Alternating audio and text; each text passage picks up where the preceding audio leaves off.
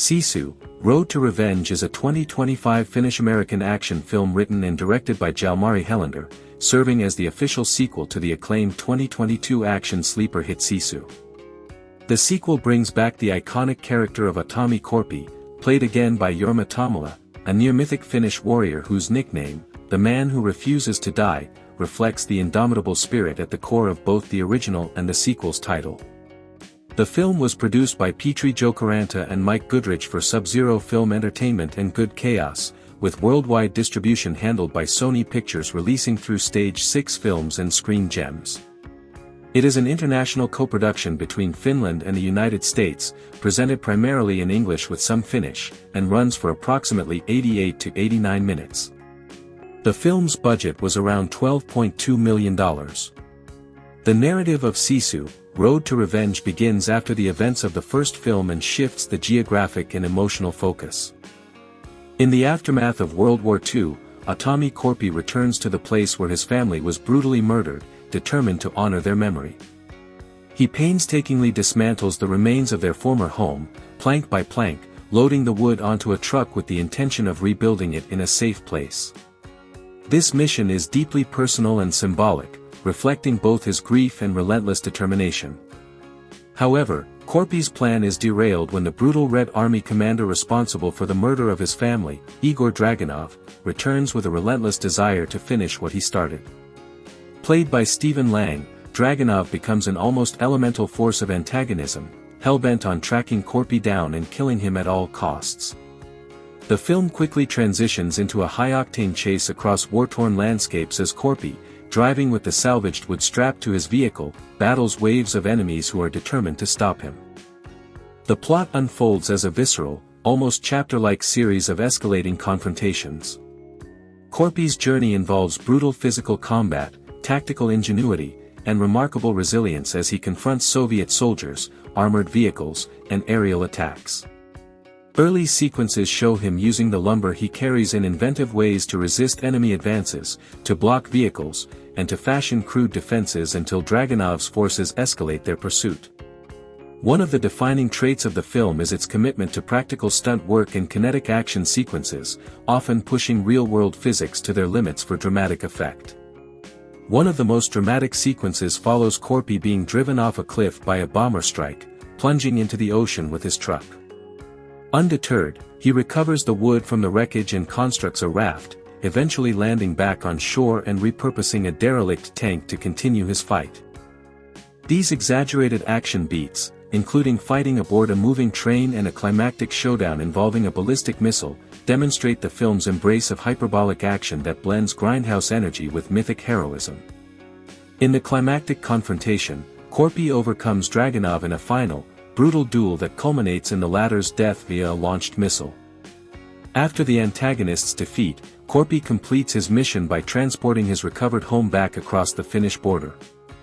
In the concluding moments, he begins to rebuild it, aided by local Finnish men who approach him with offers of help, a quiet resolution that reflects communal solidarity and respect for Korpi's suffering. The cast includes not only Tommila and Lang, but also actors like Richard Brake, who plays a KGB officer associated with Dragunov's pursuit, and additional supporting roles that flesh out the world of relentless combat and extreme revenge. The cinematography by Mika Orasma captures the stark, haunting beauty of the Nordic and Eastern European landscapes that stand in for the fractured post-war setting, while the score by Juri Sepä and Tuomas Wainola underscores the emotional core and tension of Korpi's journey. Production for Sisu, Road to Revenge took place primarily in Estonia rather than Finland, utilizing the rugged terrain and varied industrial, rural, and undeveloped locales to give the sequel its expansive visual canvas. Areas such as Idaviru County, Harju County, and Rapla and Lane counties contributed diverse backdrops that supported the film's extended action sequences. This broad geographic foundation helped elevate the production value and scale, enabling larger set pieces than the first film achieved. The film premiered at Fantastic Fest on September 21, 2025, to eager audiences and later screened in Helsinki on October 21 before its general theatrical release. In Finland it opened on October 22, 2025, through SF Film Finland, and in the United States it received a wider release on November 21, 2025. Many theaters also offered the film on digital platforms simultaneously, including streaming on services such as Apple TV. The digital and physical home media release dates followed in December 2025.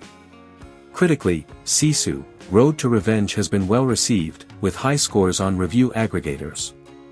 On Rotten Tomatoes, the film holds strong approval ratings from critics and audiences alike, with reviewers praising the inventive action, Tommila's performance, and the escalation of the original film's kinetic energy.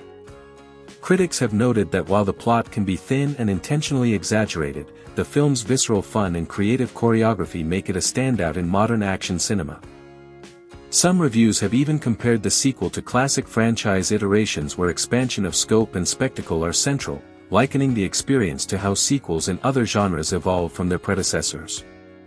Audience reactions mirror these sentiments, with many fans celebrating the physicality and relentless pace of the action, even as others point out that the exaggerated violence may not appeal to everyone. On platforms like Reddit, viewers describe it as a popcorn movie, blending humor, action, and emotional beats in a way that invites repeated viewings and strong word-of-mouth advocacy. Others note that the film's willingness to lean into almost cartoon-like absurdity gives it a cult appeal. Despite its relatively short runtime, Sisu, Road to Revenge delivers a densely packed experience that satisfies both fans of the original Sisu and newcomers who appreciate focused, high-impact action. Director Jalmari Helander's ability to balance spectacle with character motivation, particularly Corpy's emotional drive to honor his family, elevates the movie beyond pure violence into something with narrative resonance. The film's themes of perseverance, dignity and suffering, and the relentless pursuit of one's goal, even in the face of death, resonate as much symbolically as they do in the kinetic spectacle on screen. Helander has spoken in interviews about the possibility of a third installment, though he treats Road to Revenge as a fitting narrative arc while leaving room for future exploration. Lead actor Jorma Tommila has indicated his willingness to return if the story demands it, reflecting a mutual enthusiasm among the creative team for continuing this stylized action saga. Following the climactic sequences of the earlier narrative, Sisu 2 dedicates considerable focus to the lingering consequences of conflict and the psychological toll exacted on both hero and adversary. Corpy, despite his near-superhuman resilience, is repeatedly confronted with reminders of mortality and the fragility of human life. Each battle leaves traces, not only in the physical landscape but in his own body and mind. The filmmakers use these moments to deepen audience empathy, portraying Corpy as a man whose endurance is heroic yet humanly costly. The film's attention to the interplay between external action and internal reflection is evident in sequences where Corpy pauses amidst chaos to assess his surroundings, reflect on past losses, or consider the potential outcomes of his next move. These interludes, while brief, serve as crucial narrative devices, ensuring that the audience remains attuned to his moral and emotional journey. In one particularly compelling sequence, Corpy discovers a hidden civilian settlement caught between warring factions. The encounter forces him to make a series of rapid decisions, weighing the safety of innocence against his pursuit of Dragunov. The tension here is not generated purely by combat but by ethical dilemma, reinforcing the film's overarching exploration of justice, responsibility, and the human cost of vengeance. Cinematically, Helander employs a mixture of close-quarters shots and expansive wide shots to convey both the intimacy of Corpy's moral struggles and the vastness of the external threats he faces. The cinematography juxtaposes the scale of war-torn environments with the intimate stakes of personal survival, creating a visual rhythm that mirrors the narrative's thematic oscillation between external conflict and internal reflection. Production-wise, the Estonian landscapes continue to play a central role, providing diverse terrains that heighten both aesthetic appeal and narrative tension. From snow-covered forests and frozen rivers to derelict factories and mountainous passes, each environment is utilized to test Corpy's endurance and ingenuity. Stunt coordination in these settings required precise timing and environmental adaptation, with actors and stunt performers navigating treacherous terrain while maintaining realistic portrayals of combat and physical struggle. The narrative also emphasizes the adversary's perspective. Dragunov is presented not merely as an archetypal villain but as a figure with strategic acumen and personal motivations. His movements, decisions, and confrontations with Corpy are designed to test not only physical skill but ethical resolve. By humanizing the antagonist, the film elevates the narrative tension, transforming the story from a simple revenge plot into a psychological chess match where each action carries moral, emotional, and practical consequences. A notable extended action sequence occurs during a nighttime ambush in a dense forest. Corpy must navigate through a labyrinth of trees, shadows, and enemy forces, relying on his acute perception and adaptive tactics. The scene is punctuated by bursts of kinetic violence interspersed with moments of silence and anticipation, a deliberate choice that heightens suspense and underscores the unpredictability of real combat. The editing and sound design work in concert to immerse the audience fully in the experience, using diegetic sounds of footsteps, snow crunching, and distant gunfire to create an authentic auditory environment. Throughout Sisu 2, the theme of endurance is ever present, both in the physical sense and in the emotional, moral, and psychological dimensions. Corpy's perseverance is framed as a holistic quality that encompasses his strategic thinking, ethical clarity, emotional resilience, and physical capabilities. The film's title and central theme of Sisu are thus reinforced through both narrative and cinematic technique, ensuring that audiences understand the concept not merely as a cultural reference but as a lived experience of the protagonist. Secondary characters continue to enrich the narrative. Allies who initially appear reluctant or self-serving often reveal courage, intelligence, or moral clarity that complements Corpy's quest. Their interactions highlight the diversity of human responses to extreme circumstances and underscore the broader thematic concerns of loyalty, sacrifice, and resilience. Conversely, minor antagonists and obstacles serve to emphasize the scale and complexity of Corpy's mission, each encounter a microcosm of the broader struggle he faces. The production design meticulously integrates historical authenticity, reflecting the conditions of post-war Europe with careful attention to architecture, costume, weaponry, and environmental detail. The combination of Finnish and Estonian locations allows for a diverse visual palette, showcasing harsh winters, industrial decay, and rugged landscapes that reinforce narrative stakes and aesthetic impact. Lighting, set dressing, and practical effects are carefully calibrated to enhance realism while maintaining cinematic drama, contributing to the film's immersive quality.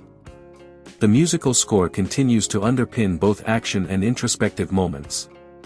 Leitmotifs associated with Corpy, Dragunov, and key locations create narrative cohesion, while dynamic shifts in tempo and instrumentation reflect changing tension, emotional intensity, and narrative stakes. The score's integration with sound design ensures that music complements rather than overwhelms the storytelling, enhancing the overall sensory impact. As the film approaches its denouement, Corpy faces a series of cascading challenges that test every facet of his Sisu. Strategic problem-solving, moral discernment, and physical endurance converge in sequences that demand both audience attention and empathetic engagement. Each obstacle is crafted to reflect broader themes, the persistence of injustice, the consequences of past actions, and the necessity of courage under duress. The climactic confrontation is both viscerally intense and thematically rich. Corpy's encounter with Dragunov reaches a peak that combines physical combat, environmental hazard, and ethical reckoning. The choreography is precise and grounded in realism, with every strike, block, and movement carrying weight. The surrounding environment amplifies the tension, with unstable terrain, weather conditions, and tactical positioning serving as both narrative and cinematic elements that heighten stakes. The resolution of this confrontation is carefully calibrated to satisfy both narrative and thematic imperatives. Corpy's victory is not portrayed as gratuitous or purely physical, it is an outcome of intelligence, moral clarity, and perseverance. The consequences of his actions are acknowledged within the narrative, providing emotional closure while reinforcing the film's exploration of ethical decision-making under extreme conditions. The film's denouement also addresses the aftermath of conflict. Corpy's reflections on survival, justice, and the costs of vengeance underscore the narrative's commitment to exploring the human dimensions of endurance and morality. These moments of quiet reflection contrast with prior kinetic sequences, emphasizing the holistic nature of Corpy's journey and the interconnectedness of action, thought, and consequence. Audience reception and critical analysis highlight Sisu 2's success in balancing action, character development, and thematic resonance.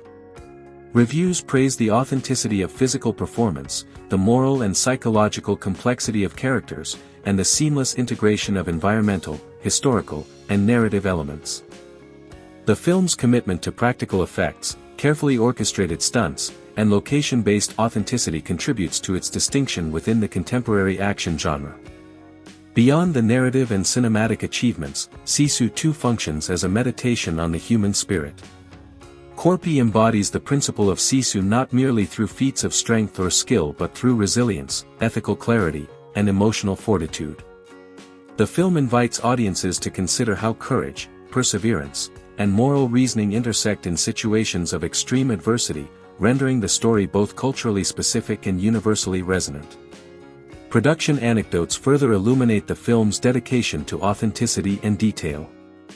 Actors underwent rigorous physical training to perform demanding sequences safely and convincingly. Crew members contended with extreme weather conditions, including sub-zero temperatures, heavy snowfall, and treacherous terrain.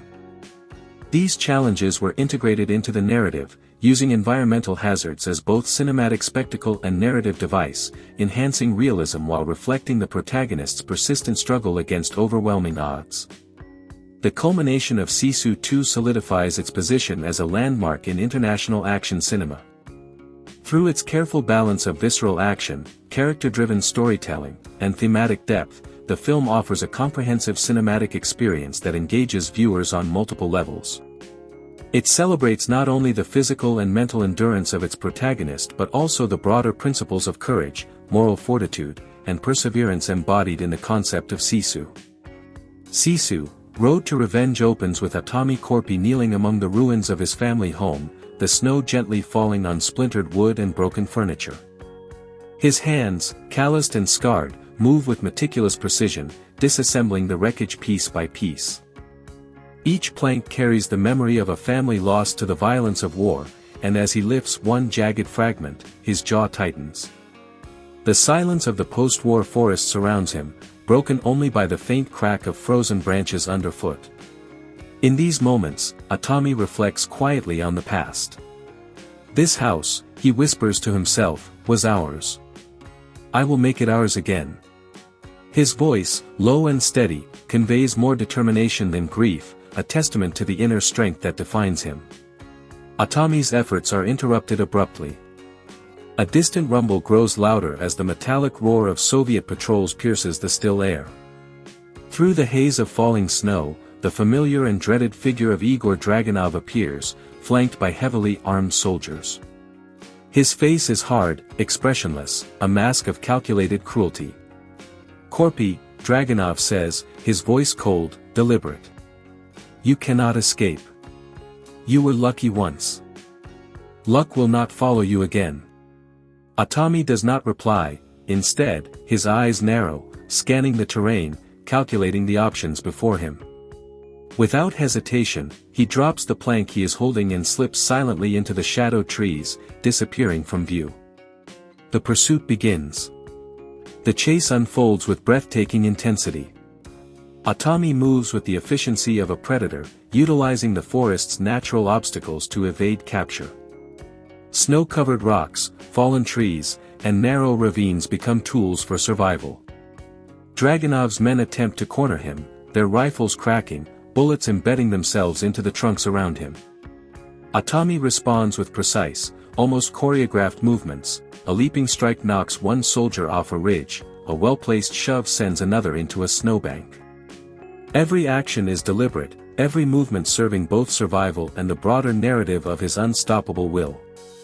The sequence is cinematic poetry, a blend of tension, strategy, and sheer physicality. Corpi's escape leads him to an abandoned cabin, its walls scorched from a previous battle. Inside, he quickly fashions rudimentary traps and barricades. As Dragunov's forces approach, he executes his plan with surgical precision. A pulley system triggers a cascade of logs, toppling the first wave of soldiers. He moves like a shadow, almost inhuman in his timing. The forest itself seems to aid him, branches catching boots, snow masking footsteps, the wind carrying the sound of his pursuers in deceptive directions. By the time the smoke clears, Atami has vanished, leaving only chaos in his wake. The narrative then transitions to a quieter, emotionally resonant scene. Atami, alone and exhausted, kneels once again at the ruins of his home. The snow has stopped falling, leaving a clear, frozen landscape reflecting pale moonlight. Here, he meditates on loss, revenge, and the moral imperatives that guide him. Is this vengeance, he murmurs? Or is it survival? Or is it memory? His reflection reveals the duality of his journey. Every action, no matter how brutal, is rooted in a desire to preserve what remains of his humanity. This inner conflict forms the emotional backbone of the film, grounding its fantastical action in deeply human motivations. The story's next sequence elevates tension further with Korpi's encounter aboard a moving Soviet train. Captured after a skirmish, he is restrained in a cargo compartment. Dragunov approaches, pacing slowly, his boots echoing on the metal floor. "You believe you can rebuild, Korpi," Dragunov taunts. "But everything you touch will burn." Atami's gaze is unwavering. "I do not rebuild for the living," he responds quietly, "I rebuild for those who are gone. You cannot destroy what they were." The exchange highlights their philosophical divergence. Dragunov represents calculated destruction, while Korpi embodies resilience and preservation. The dialogue, sparse but loaded with subtext, underlines the moral dimensions of the film. The escape from the train is an extended sequence of ingenuity, physical endurance, and suspense. Atami uses the train's machinery to loosen his restraints, timing his movements to coincide with the guards' patrols. He climbs through service shafts, drops from high platforms, and engages in hand-to-hand combat, each encounter escalating in intensity. A particular moment sees him using a loose metal cable to swing across a chasm between railcars, knocking two soldiers into the freezing river below. The choreography combines realistic physics with cinematic exaggeration, reinforcing Korpi's legendary capabilities while keeping the audience engaged in a tangible, thrilling struggle. As the pursuit reaches its climax, Korpi and Dragunov face off in a barren valley, the ruins of a small village framing their confrontation. Dragunov's forces attempt to flank Korpi, but he anticipates their movements, exploiting terrain and tactical advantage. The duel itself is a brutal ballet of fists, weapons, and environmental improvisation. Korpi's movements are precise, each strike calculated, while Dragunov counters with ruthless aggression. The fight escalates to a sequence where Korpi uses debris from destroyed buildings to shield himself, leverage opponents, and create opportunities for counterattacks. Finally, the confrontation ends with Korpi luring Dragunov into a trap involving a salvaged explosive device, delivering narrative and symbolic closure, justice achieved not solely through brute strength, but through ingenuity, resilience, and moral clarity. Between action sequences, the film intersperses reflective scenes emphasizing human connection, grief, and ethical dilemmas. Korpi interacts with displaced villagers, assisting in reconstruction efforts, and reinforcing the broader thematic emphasis on rebuilding and preservation. Dialogue in these scenes, though minimal, conveys profound emotional resonance. "We cannot erase the past," he tells a villager. "But we can choose what we carry forward." These moments provide contrast to the relentless action, grounding the narrative in human experience and making the stakes of survival and vengeance emotionally tangible. The production of Sisu, Road to Revenge involved extensive logistical planning to accommodate its ambitious sequences. Filming primarily in Estonia, the crew utilized natural landscapes and constructed elaborate sets, including the recreation of a war-torn village and a partially destroyed home for Korpi's rebuilding efforts. Director Jalmari Helander insisted on practical effects wherever possible, ensuring that explosions, collapses, and stunts felt real and impactful. Actors underwent rigorous physical training to perform demanding sequences safely while maintaining believability. Cinematography emphasized immersive techniques, including wide shots to showcase scale and close-ups to convey emotion, creating a visual narrative that paralleled Korpi's journey of perseverance and resilience. The cast delivered performances that balanced physicality with emotional depth. Jorma Tommila's embodiment of Korpi combined stoic intensity with subtle gestures, conveying inner turmoil and determination without relying heavily on dialogue. Stephen Lang's Dragunov presented a complex antagonist, blending menace with intelligence, while Richard Brake's supporting role added layers to the opposing forces. Their interactions, through dialogue and action, highlight the narrative's moral complexity. Korpi's actions are not simply violent retaliation, but deliberate, ethically grounded responses to injustice. Thematically, the film explores the concept of Sisu as both an individual trait and a cultural symbol.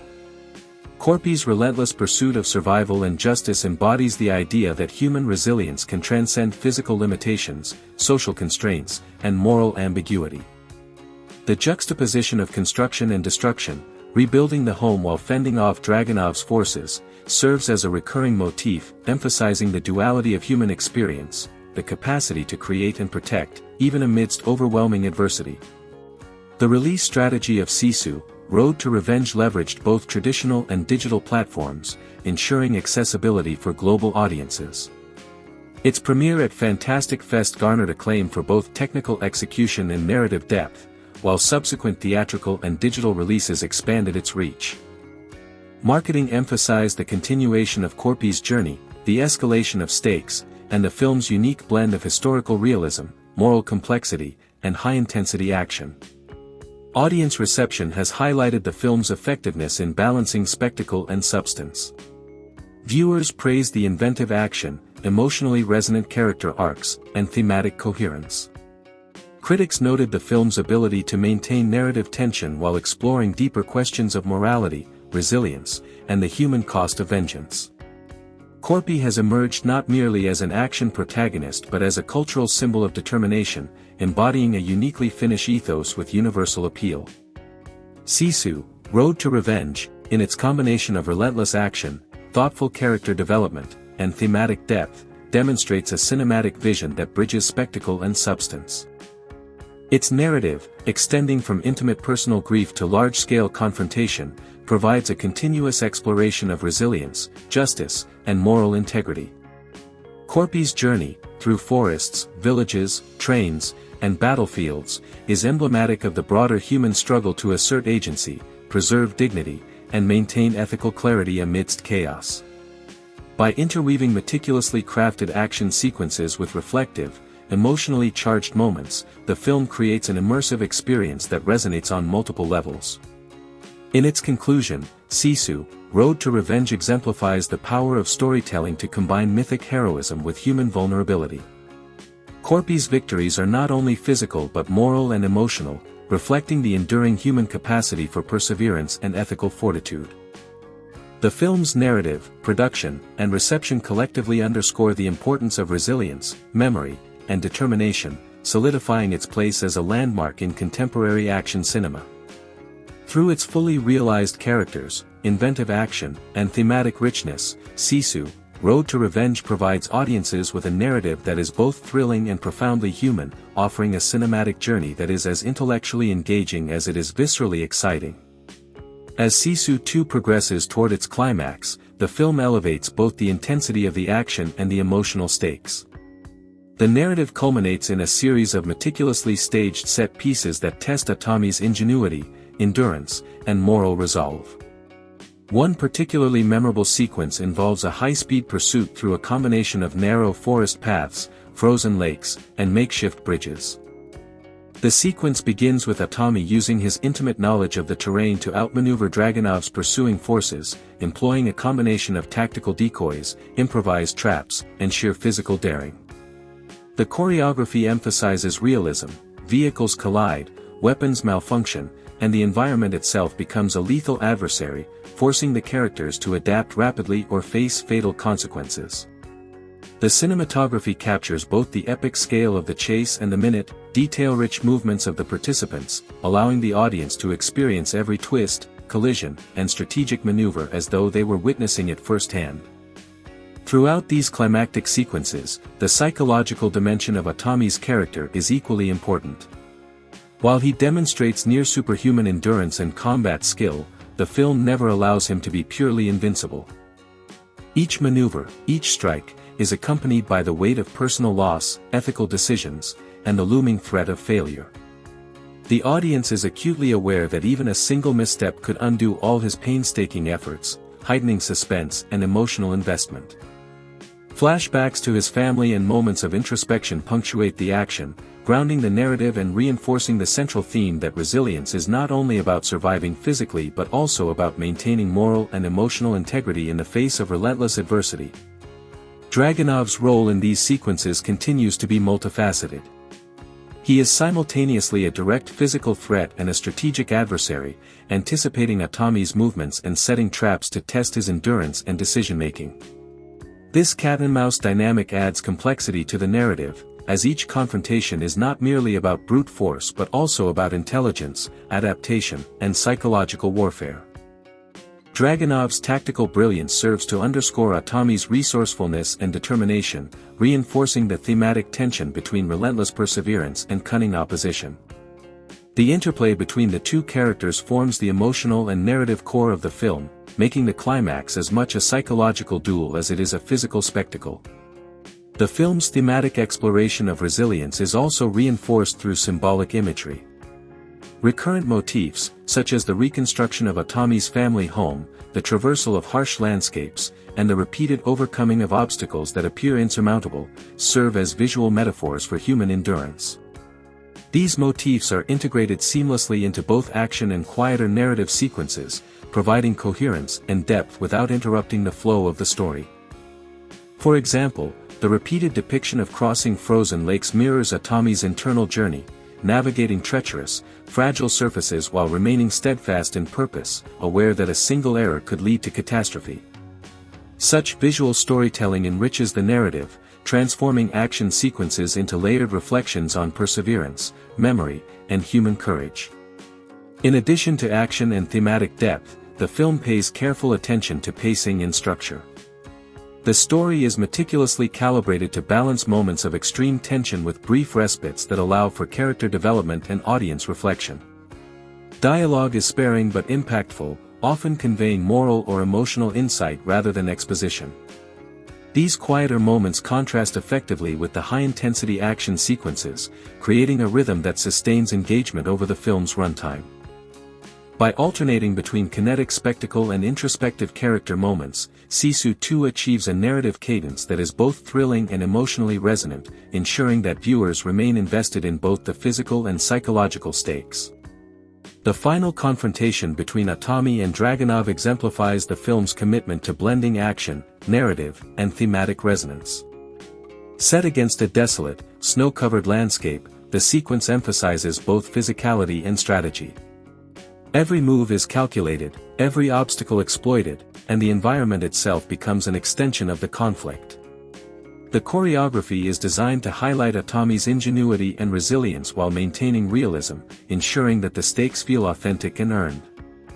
At the same time, the sequence allows for the culmination of the film's exploration of moral and emotional endurance, with Atami's actions reflecting not only his desire for justice but also his adherence to ethical principles despite extreme provocation. The resolution of the narrative is satisfying on multiple levels. Atami's victory is achieved not solely through physical dominance but through a combination of strategic acumen, resilience, and moral clarity, reinforcing the central theme of Sisu. The antagonist's defeat is credible and narratively justified, avoiding cliched or overly convenient resolutions. Following the climax, the film concludes with moments of quiet reflection, allowing viewers to absorb the journey, the stakes, and the emotional weight of the events. These denouements emphasize that true resilience encompasses more than physical survival, it involves preserving one's principles, honoring one's past, and continuing to strive forward even after immense loss. Audience reception has been overwhelmingly positive, particularly among fans of the original film and international action enthusiasts. Early reviews praised the combination of relentless action, practical stunt work, and character-driven storytelling. Critics noted the effectiveness of balancing visceral spectacle with emotional depth, highlighting Jorma Tommila's performance as a standout element.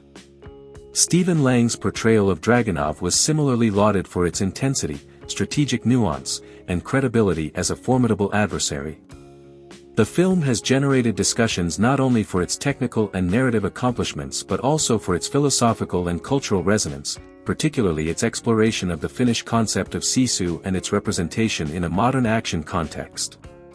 The film's cultural impact is notable, as it introduces international audiences to a uniquely Finnish concept while situating it within a globally recognizable action framework. The portrayal of Tommy Korpi as a figure of relentless moral and physical resilience resonates beyond the immediate narrative, offering a universal exploration of courage, determination, and ethical steadfastness. The integration of historical and cultural details, such as period-accurate costumes, vehicles, and environments, reinforces this authenticity and enhances the audience's connection to the story. By combining technical excellence, thematic depth, and culturally grounded storytelling, Sisu 2 achieves a synthesis that appeals to both action fans and those interested in narrative complexity and philosophical reflection. The opening sequence of Sisu, Road to Revenge, is intentionally slow-paced, establishing both the emotional and physical landscape of Tommy Korpi. The audience is introduced to him amid the frozen aftermath of a war-torn region, carrying materials for reconstructing his home. Every movement is deliberate, his hands are rough, his breathing visible in the frigid air, and the crunch of snow underfoot punctuates the silence. This sequence functions as a meditation on grief and resilience, highlighting Korpi's mental fortitude as much as his physical prowess. It also introduces recurring symbolic imagery, the reconstructed home as a metaphor for rebuilding one's life, the frozen landscape reflecting both literal and emotional isolation, and the pervasive remnants of war as a reminder of past trauma. The first major set-piece occurs shortly after Dragunov's reconnaissance identifies Korpi's location. In a densely wooded area, Korpi is ambushed by a small group of mercenaries. This fight is choreographed with an emphasis on spatial awareness and resourcefulness. Korpi uses the environment strategically, tree trunks become leverage points, rocks are thrown to create distractions, and frozen branches serve as improvised weapons. The cinematography accentuates his movements, using long takes and minimal cuts to maintain clarity and tension. This sequence exemplifies how the film combines realism with kinetic energy, emphasizing strategy over gratuitous violence. The audience witnesses Korpi's combat intelligence and his ability to adapt fluidly, reinforcing his near-mythical capabilities. As the narrative progresses, Korpi embarks on a journey across multiple terrains, each offering unique challenges and opportunities for inventive action. One notable sequence occurs in a partially abandoned village, where Dragunov's forces set traps intended to ensnare Korpi. Here, the choreography demonstrates a balance between agility, improvisation, and environmental interaction. Korpi moves silently through narrow alleyways, uses shadows to conceal his presence, and manipulates loose debris to create hazards for his pursuers. The sequence also incorporates psychological tension, as the mercenaries' overconfidence contrasts sharply with Korpi's patience and anticipation. This scene is exemplary of the film's commitment to character-driven action, where every tactical choice reveals personality and moral intent. Midway through the film, a high-intensity vehicular chase takes place along snow-covered mountain passes.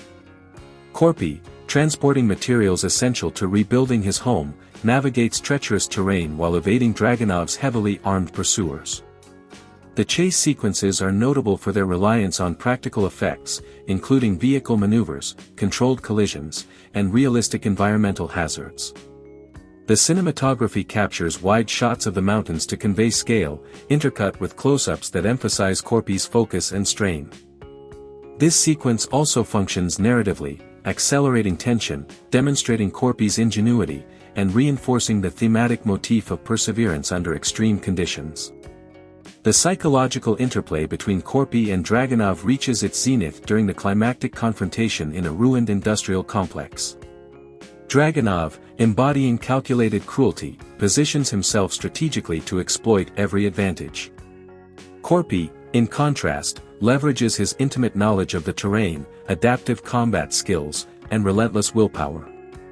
The choreography here is precise and deliberate, blending hand-to-hand combat, improvised weapon use, and environmental manipulation. Every strike and counter is meaningful, with minimal reliance on cinematic exaggeration. This final battle symbolizes not only the personal revenge arc but also a confrontation between resilience and tyranny, reinforcing the film's thematic preoccupations. Character psychology is embedded throughout the narrative. Corpi is portrayed as stoic yet deeply reflective, with moments of introspection revealing the emotional weight of his journey. His interactions with secondary characters, such as villagers, mercenaries, and transient allies, highlight his moral judgment, compassion, and ethical deliberation. Conversely, Dragunov's methodical cruelty underscores the contrast between humanistic perseverance and unrelenting aggression. Secondary antagonists, while less central, are portrayed with enough depth to reflect real-world moral ambiguity, adding layers to the narrative and preventing it from falling into simplistic binary oppositions. Thematic symbolism pervades the film.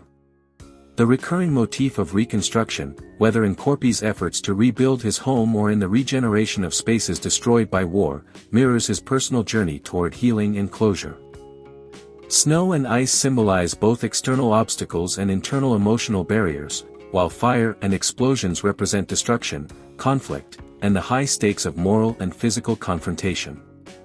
The juxtaposition of these elements communicates a narrative about endurance, ethical decision-making, and the human capacity to confront overwhelming adversity. Every minor scene contributes to narrative continuity.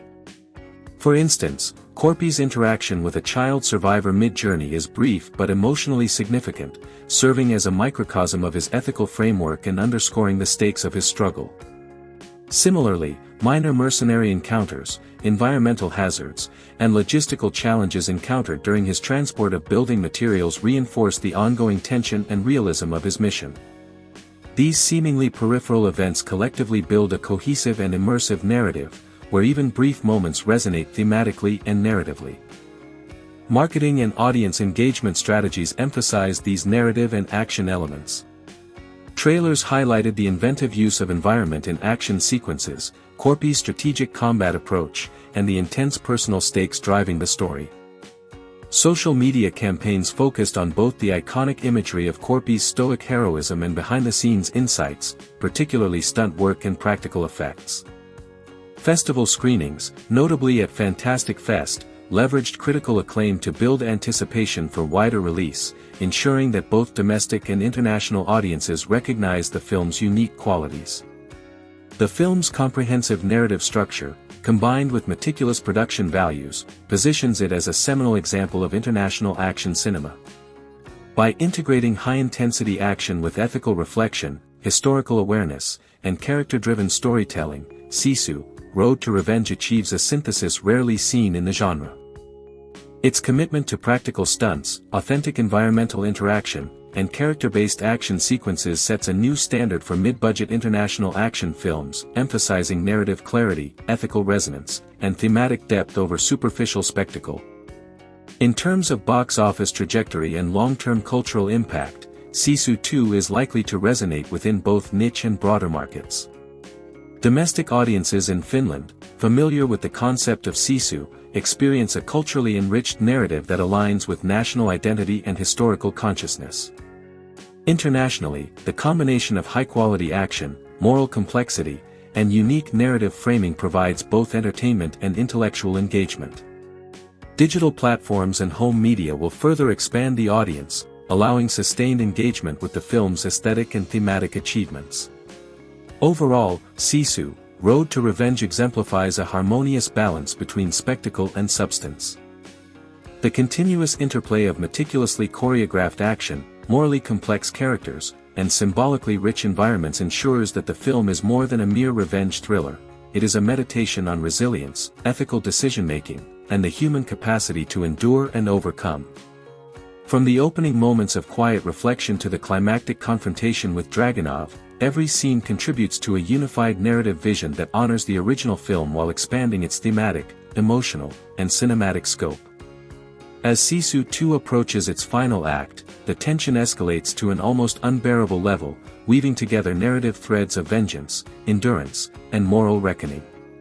Corpi's journey, marked by relentless pursuit and physical exhaustion, reaches a culmination in a multi-layered sequence that blends environmental hazards, strategic maneuvering, and hand-to-hand combat. The filmmakers craft this final act not as a simple showdown but as an intricate interplay of physicality, psychology, and moral choice. In a dramatic mountainous region, Korpi navigates treacherous cliffs and narrow ledges while contending with Dragunov's forces.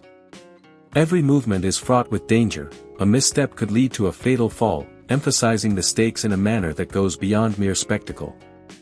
The choreography of this sequence highlights Korpi's skill, adaptability, and perseverance, demonstrating the centrality of Sisu to his character. Practical effects and stunt work elevate the realism of the scene. Exploding obstacles, falling debris, and environmental challenges interact seamlessly with Korpi's combat sequences, creating tension that feels organic rather than artificially imposed. The cinematography employs sweeping aerial shots to convey scale and peril, intercut with intimate close-ups that capture the physical strain, emotional intensity, and moral determination etched into Korpi's expression. As Korpi closes in on Dragunov, the film pivots to a psychological dimension. Their confrontation is framed not merely as physical conflict but as a battle of wits and ethical judgment. Dragunov's antagonism is grounded in strategic thinking and personal conviction, providing a foil that underscores Korpi's ethical and intellectual strengths. Dialogue is sparing yet impactful, emphasizing subtext, tension, and the moral stakes of the encounter. The culmination of this sequence resolves with Korpi's victory achieved through a combination of ingenuity, ethical clarity, and physical prowess. The resolution is satisfying both narratively and thematically. Korpi's triumph is hard-won, morally grounded, and reflective of his relentless perseverance. The aftermath scenes explore the consequences of this confrontation. Korpi's reflections are not triumphant in a traditional sense but contemplative, acknowledging the costs of his actions, the toll of vengeance, and the enduring weight of personal loss. These moments provide emotional closure while reinforcing the film's central exploration of endurance, ethical responsibility, and human resilience. Secondary narrative threads are also resolved, including the fates of allies and the broader context of post-war instability. Characters who have assisted Korpi confront their own moral and practical consequences, emphasizing the interconnectedness of individual actions and collective outcomes. The historical backdrop continues to inform these resolutions, with references to lingering tensions, political complexities, and societal reconstruction providing narrative depth and authenticity. Production insights reveal the meticulous planning behind the final sequences. Filming in Estonia's rugged terrain required careful coordination of stunt performers, safety crews, and cinematic equipment. Challenges such as sub-zero temperatures, snow, ice, and unstable surfaces were integrated into the choreography, enhancing both realism and narrative tension. Director Jalmari Helander's commitment to practical effects ensured that environmental hazards felt authentic, reinforcing the film's immersive quality. The score underscores the narrative's emotional weight. Leitmotifs associated with Korpi and Dragunov evolve throughout the climax, reflecting character development and the shifting stakes of the confrontation. Musical dynamics mirror narrative tension, alternating between quiet, suspenseful passages and sweeping, dramatic crescendos that heighten emotional engagement and cinematic impact. Beyond narrative and production, Sisu 2 continues to emphasize its thematic core. Korpi's perseverance, moral discernment, and courage exemplify the principle of Sisu not only as cultural identity but as a universal paradigm of human resilience. The film encourages audiences to consider how courage, ethical clarity, and endurance function in extreme circumstances, providing both thrilling entertainment and substantive reflection. The film's denouement also addresses reconciliation and reflection. Korpi surveys the aftermath of his journey, contemplating the physical, emotional, and moral terrain he has traversed. These sequences employ lingering shots of landscapes, subtle sound design, and restrained musical accompaniment to evoke contemplation, memory, and the enduring impact of perseverance. Production commentary notes that these reflective sequences were carefully balanced with action to ensure that the film maintains momentum while offering emotional depth. Set design, costume, and lighting contribute to a sense of realism and continuity, linking the narrative's physical and psychological dimensions. The international release strategy and reception are integral to the film's impact. Premiering at Fantastic Fest, followed by staged theatrical releases in Finland, the United States, and other territories, allowed Sisu 2 to reach both niche and mainstream audiences. Critical response highlighted the successful integration of kinetic action, narrative complexity, and thematic resonance, emphasizing the film's achievement in blending entertainment with depth. Audience engagement further validated the film's approach.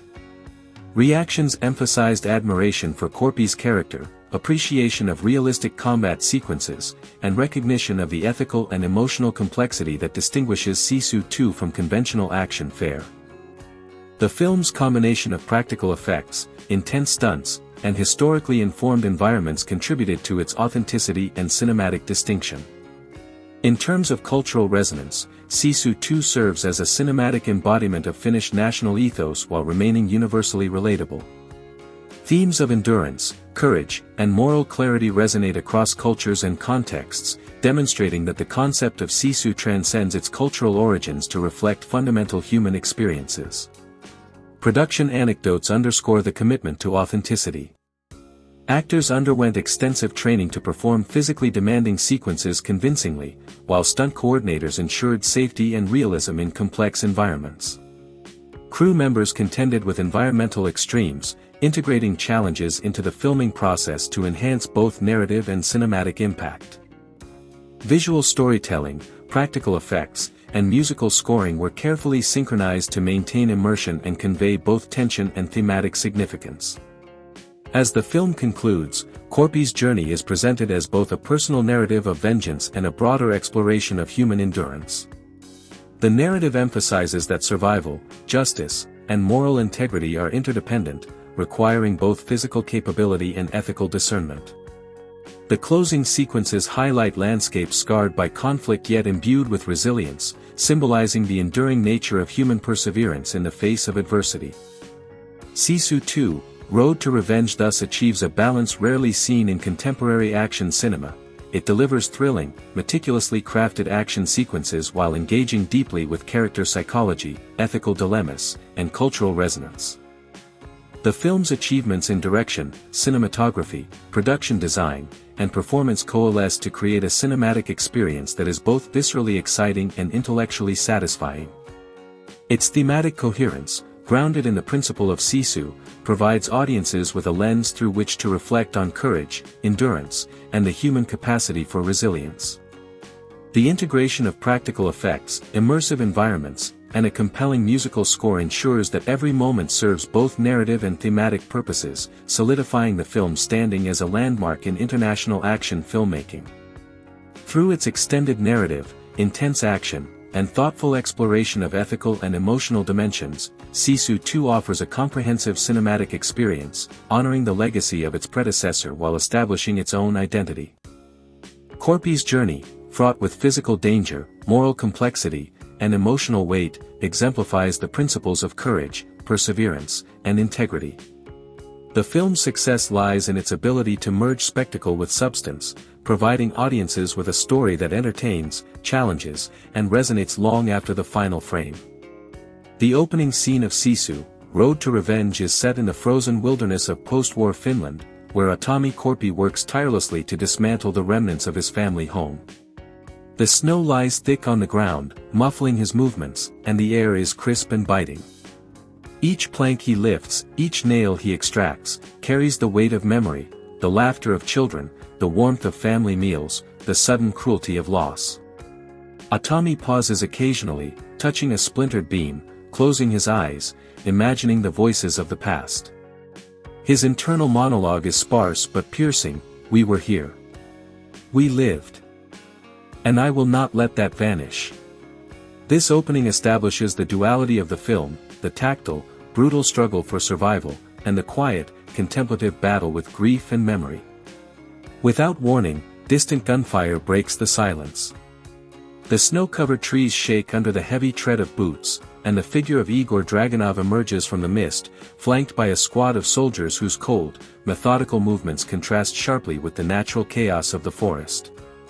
Dragunov's presence is a manifestation of unchecked cruelty. His voice cuts through the air, Corpi. The past cannot save you. Tommila does not respond with words but with action. He drops the timber and melts into the shadows, moving silently through the forest with the precision of a predator. The choreography of this chase is intricate. Corpi vaults over fallen logs, slides down icy slopes, and uses jagged rocks to his advantage, toppling pursuers at every turn. The camera follows him tightly, alternating between wide shots that emphasize isolation and close-ups that capture every strain in his muscles, every flicker of determination in his eyes. As he navigates the forest, Tommil's mind reflects on the stakes of his journey.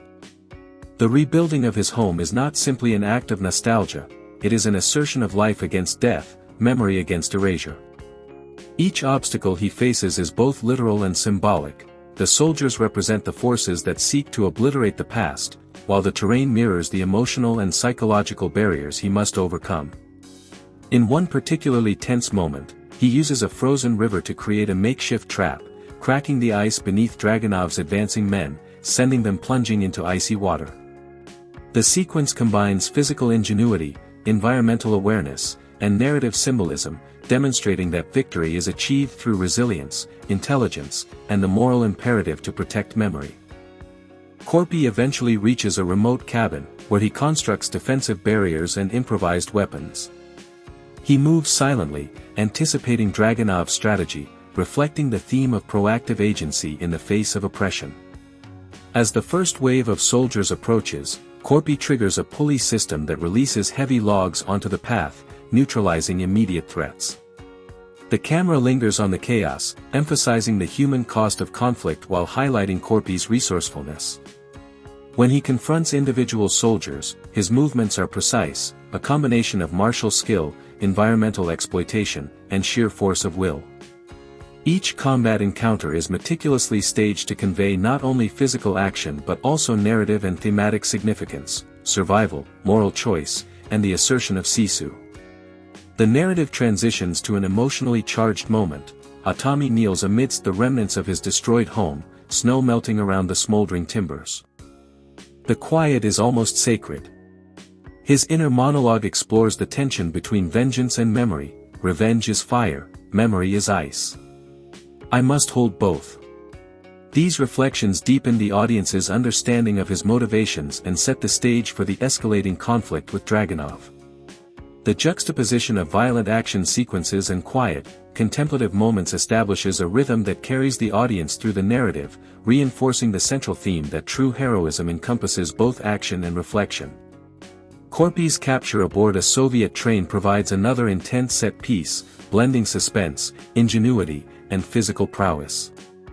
Bound and under constant surveillance, he observes Dragunov and his lieutenants. Their dialogue is sparse but loaded with philosophical subtext. Dragunov remarks, "You cannot rebuild the past, Corpi. Everything you touch is doomed." Corpi's quiet, measured reply, "I rebuild not for the living, but for those who remain in memory," encapsulates the moral and thematic stakes. The sequence is carefully choreographed. Corpi loosens his restraints using tools at hand, maneuvers through the narrow spaces of the train, and overcomes adversaries in hand-to-hand combat. He exploits mechanical features of the train, swinging from beams, sliding across railcars, and using improvised weapons to gain advantage. The choreography emphasizes realism while retaining cinematic flourish, highlighting both his physicality and ingenuity. The climax unfolds in a deserted valley, framed by snow-capped hills and the remnants of a small, war-torn village. Dragunov's forces attempt to surround Corpi, but he anticipates their movements, using cover, elevation, and strategic traps. The final confrontation between Corpi and Dragunov is brutal, cinematic, and symbolic. Each strike is deliberate, each maneuver reflecting both physical skill and moral principle. Debris, fire, and improvised explosives punctuate the fight, creating a visceral spectacle that underscores the thematic resolution, resilience, ingenuity, and moral clarity triumph over cruelty and destruction. Corpi's victory is not just physical but symbolic, a testament to human perseverance and the unbreakable spirit of Sisu. Between action sequences, the film intersperses character-driven moments that reveal internal struggles and motivations. Corpi assists displaced villagers, sharing limited resources and guiding reconstruction efforts. Dialogue in these scenes, though minimal, conveys profound humanity. "We cannot erase the past," he tells a young boy repairing a damaged roof. "But we can choose what to carry forward." These moments ground the narrative, highlighting the ethical dimension of Corpi's journey and providing contrast to the relentless action sequences. The production of Sisu, Road to Revenge required meticulous planning. Filming in Estonia allowed the crew to utilize diverse landscapes, from dense forests to ruined villages, enhancing visual storytelling.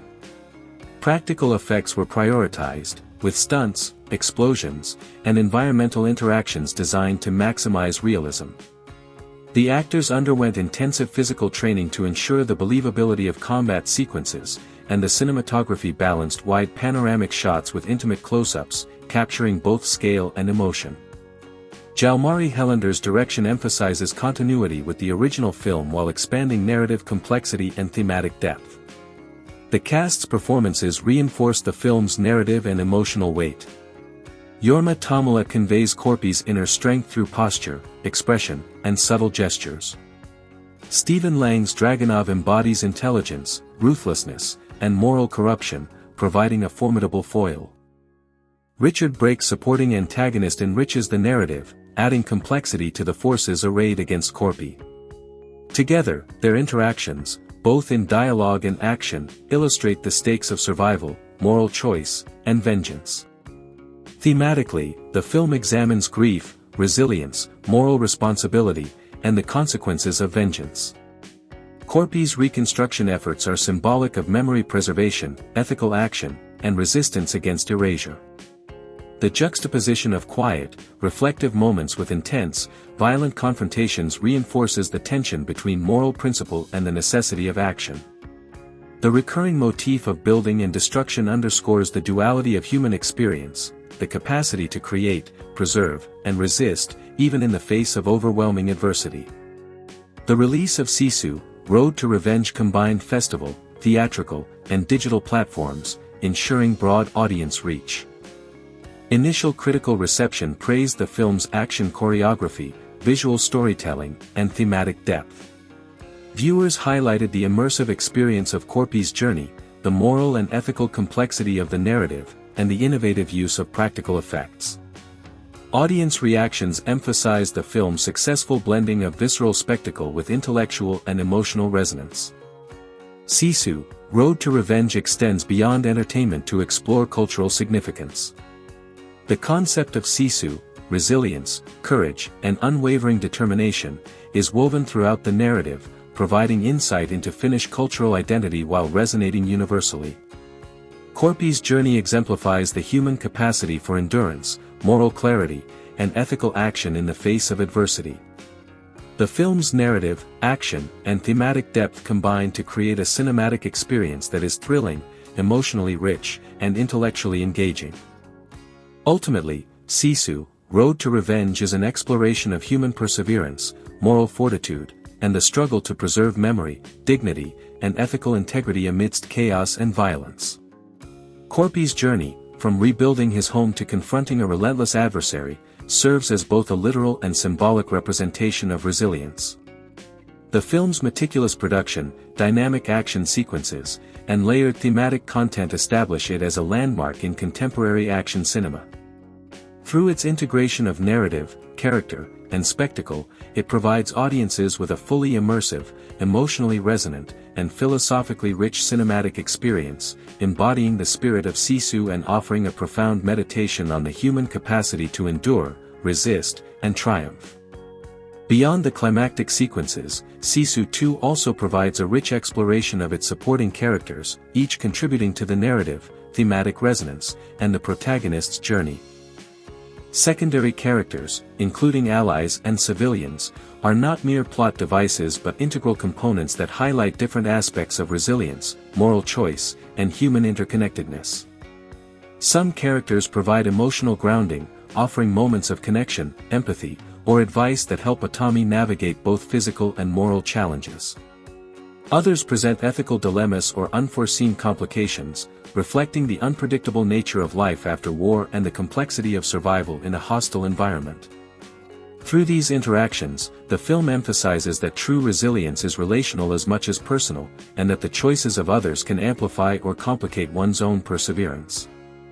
Thematic motifs recur throughout the narrative, reinforcing both the story and the philosophical underpinnings of the film. Water, ice, and snow often symbolize fragility, danger, and the potential for transformation, reflecting the precariousness of Atami's mission and the larger consequences of war and vengeance.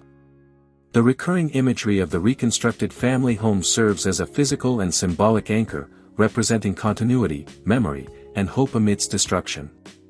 Vehicles, weapons, and improvised tools are not simply functional but narrative extensions of the character's resourcefulness, creativity, and adaptability. These motifs operate simultaneously on literal, metaphorical, and emotional levels, allowing the audience to engage with the story in a layered manner that goes beyond immediate action sequences. Trailers and promotional material for Sisu 2 played a critical role in shaping audience expectations and establishing the film's identity. The official trailers emphasized high-stakes chases, intense combat sequences, and dramatic confrontations between Atami and Dragunov, while also highlighting the philosophical and emotional stakes underpinning the action. Interviews with the cast and director, behind-the-scenes footage, and promotional articles further reinforced the physical and psychological rigor required for the roles, particularly emphasizing Jorma Tommila's dedication to performing physically demanding stunts. This combination of narrative intrigue and visible physical authenticity resonated with audiences, generating anticipation and positioning the film as both a visceral action experience and a character-driven narrative exploration. Box office reception and critical response further reflect the film's success in achieving these dual objectives. In Finland, the film's premiere was met with widespread enthusiasm, with particular appreciation for its faithful representation of Finnish culture, historical context, and the concept of Sisu. Internationally, the film resonated with action audiences for its technical execution, inventive fight choreography, and intense pacing. Critics noted the effectiveness of balancing spectacle with narrative and thematic depth, highlighting both the performances and the immersive production values. While some reviews suggested that certain sequences pushed the limits of plausibility, the consensus remained positive, emphasizing that the film's strengths in character development, narrative cohesion, and thematic resonance outweighed minor suspensions of disbelief. The film also encourages reflection on the consequences of violence and the human cost of revenge. Through Atami's journey, the narrative demonstrates that perseverance and moral integrity are tested not only through direct conflict but also through the psychological toll of navigating a world marked by loss, betrayal, and relentless opposition. Ethical dilemmas, moments of restraint, and decisions to protect or spare others punctuate the action, reminding viewers that resilience encompasses more than survival. It includes maintaining humanity and making morally sound choices in extreme circumstances. This layer of philosophical reflection distinguishes Sisu 2 from conventional action thrillers, offering audiences a multidimensional experience that is both thrilling and intellectually engaging. The interplay between historical realism and cinematic exaggeration is another defining characteristic of the film. While certain sequences embrace heightened action, improbable stunts, or dramatic coincidences, these elements are carefully contextualized within the established rules of the film's world, maintaining narrative coherence and emotional credibility. Historical details, period-accurate costumes, and authentic environmental settings provide a foundation of realism that anchors the more spectacular elements. This balance between grounded authenticity and cinematic spectacle allows the film to satisfy audience expectations for both thrilling action and believable narrative context, creating a cohesive and immersive viewing experience. The film's conclusion reinforces the central message of perseverance and moral fortitude. Atami's journey ends not with unreflective triumph but with recognition of the sacrifices required for survival and justice. The final moments emphasize restoration, continuity, and the quiet, enduring strength that defines the character. Symbolically, the reconstruction of his family home and his continued movement forward illustrate the ongoing nature of resilience. It is not a temporary victory but a sustained commitment to principles, memory, and human dignity. These narrative choices ensure that the audience leaves the film with both a sense of satisfaction from the resolution of immediate conflicts and a deeper appreciation for the enduring themes of courage and perseverance. Culturally, Sisu 2 has had a notable impact in bringing the concept of Sisu to a broader audience. By situating the story within a post-World War II European context and emphasizing universal human qualities such as determination, endurance, and moral clarity, the film bridges cultural specificity with global relevance. Viewers unfamiliar with Finnish history or the philosophical underpinnings of Sisu are introduced to a nuanced, embodied form of resilience, while Finnish audiences can appreciate the authenticity and fidelity to cultural narratives. This dual appeal reinforces the film's significance as both an action spectacle and a culturally resonant story, capable of engaging diverse audiences on multiple levels. Dialogue in Sisu, Road to Revenge is sparing but laden with significance, functioning as both a narrative device and a window into character psychology. Korpi's limited verbal interactions are deliberate, reflecting his stoicism, focus, and internalized grief. When he does speak, it is often to deliver concise, morally or strategically meaningful statements. These moments stand in contrast to Dragunov, whose speech is calculated, imposing, and psychologically manipulative. The antagonist's dialogue frequently underscores his analytical cruelty, his strategic planning, and his deep-seated desire for domination. Richard Brake's mercenary character offers a secondary voice that oscillates between opportunistic pragmatism and brief displays of menace, creating tension through unpredictability. Collectively, the dialogue in the film reinforces the narrative rhythm, allowing silence to carry as much weight as spoken words, and establishing a tonal landscape where action is a primary vehicle for storytelling. Minor characters, though often appearing only briefly, contribute to the film's thematic and emotional depth.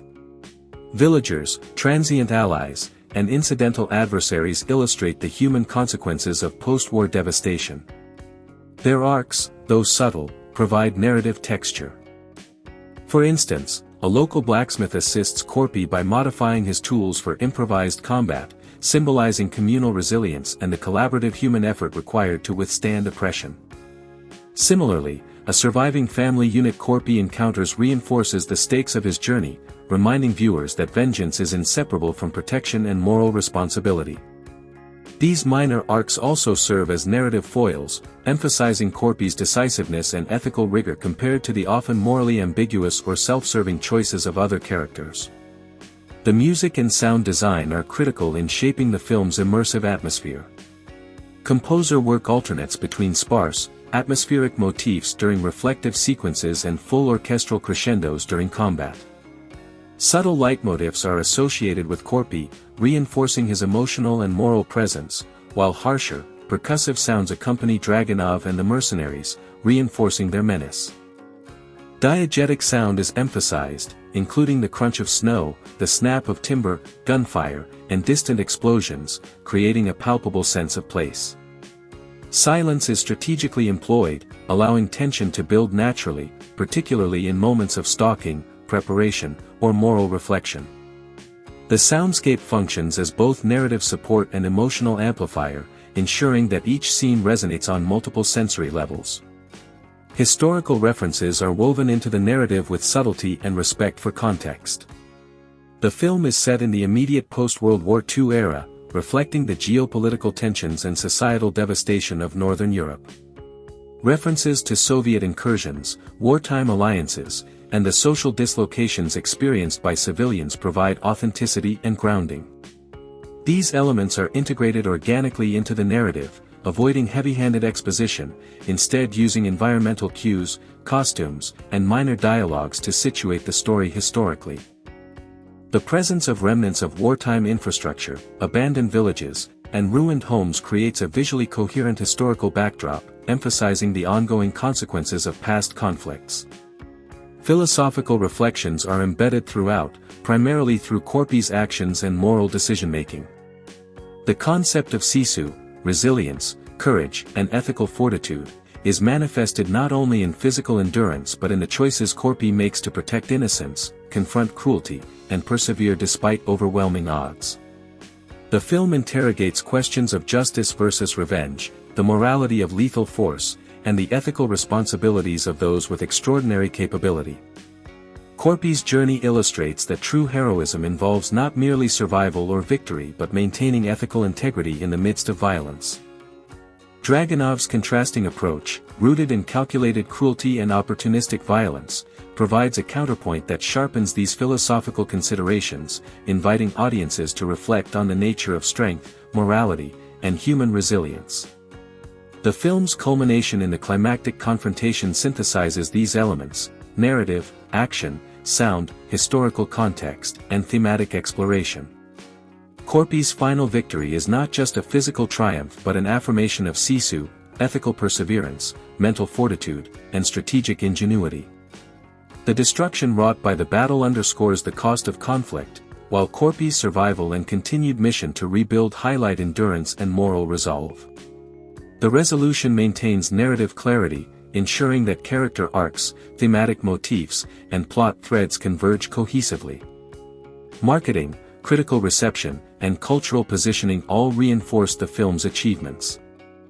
Festival screenings, digital trailers, and social media campaigns emphasize the balance of visceral action and thoughtful narrative, appealing to both fans of high-intensity cinema and audiences seeking morally and philosophically resonant storytelling.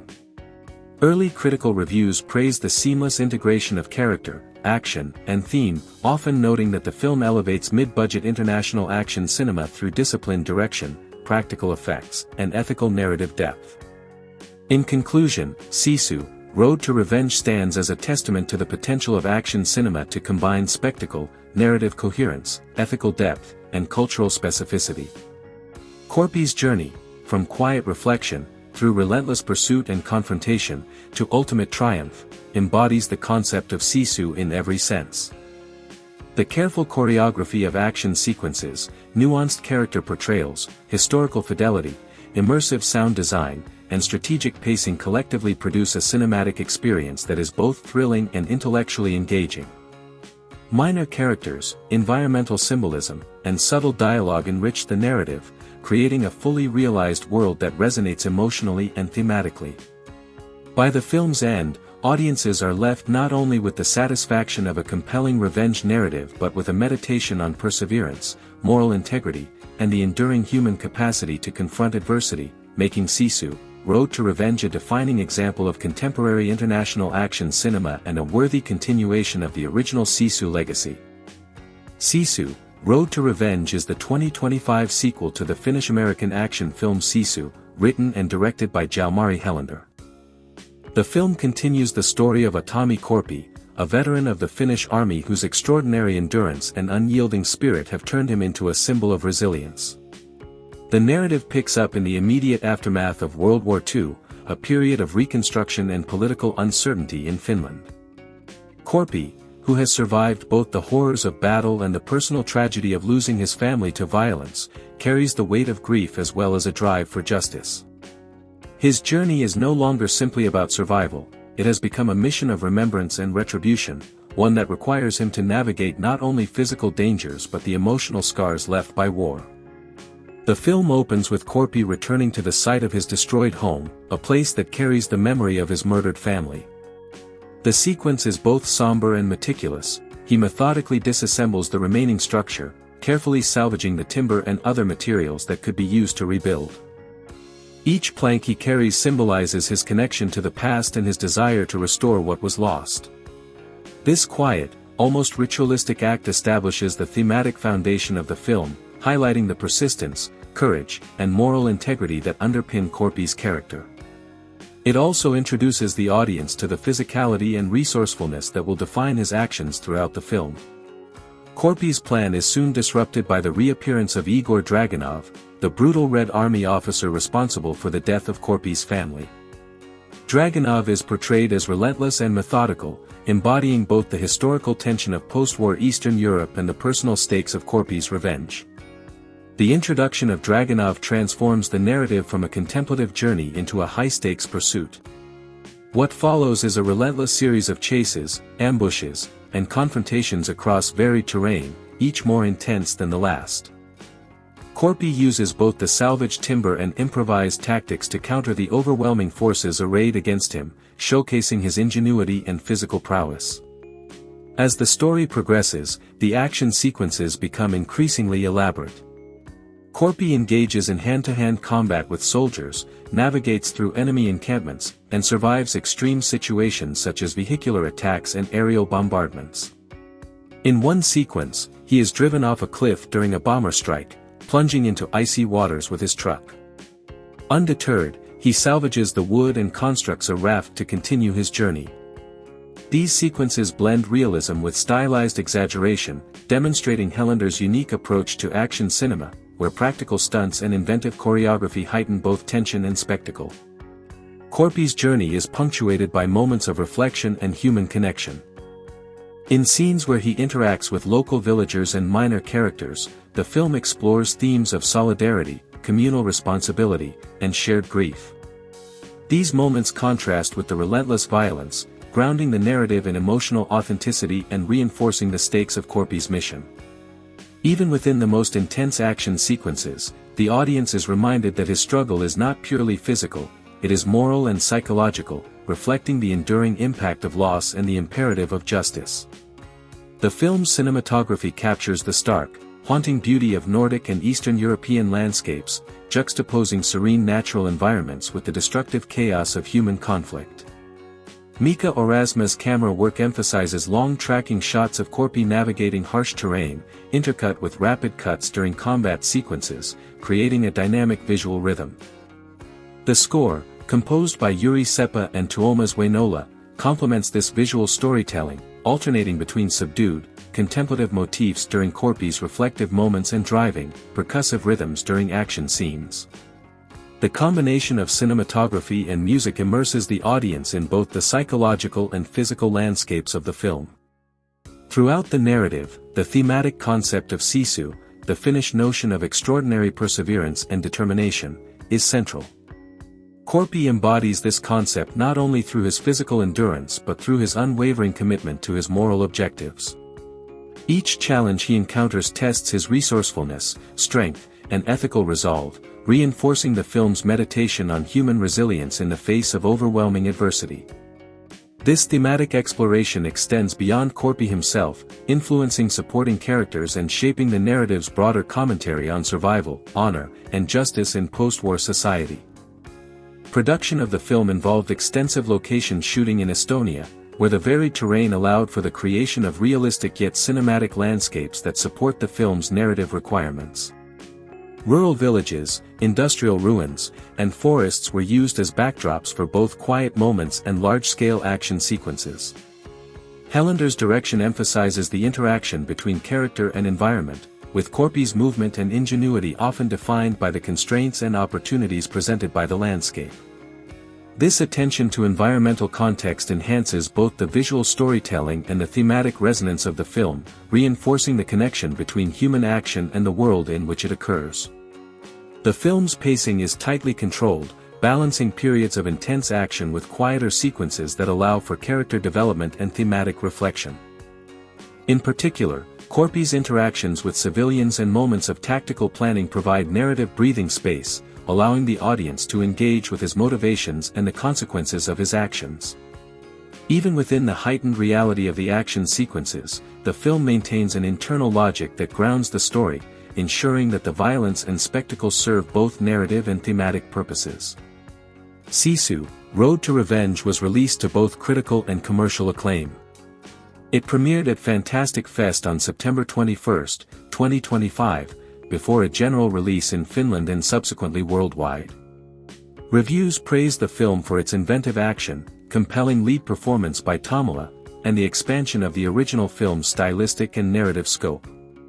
Critics highlighted Hellander's ability to blend intense physicality with emotional depth, creating a film that is both thrilling and thematically rich. Audience responses similarly emphasized the film's energy, creativity, and emotional resonance, noting that it maintained the spirit of the first film while successfully elevating the stakes.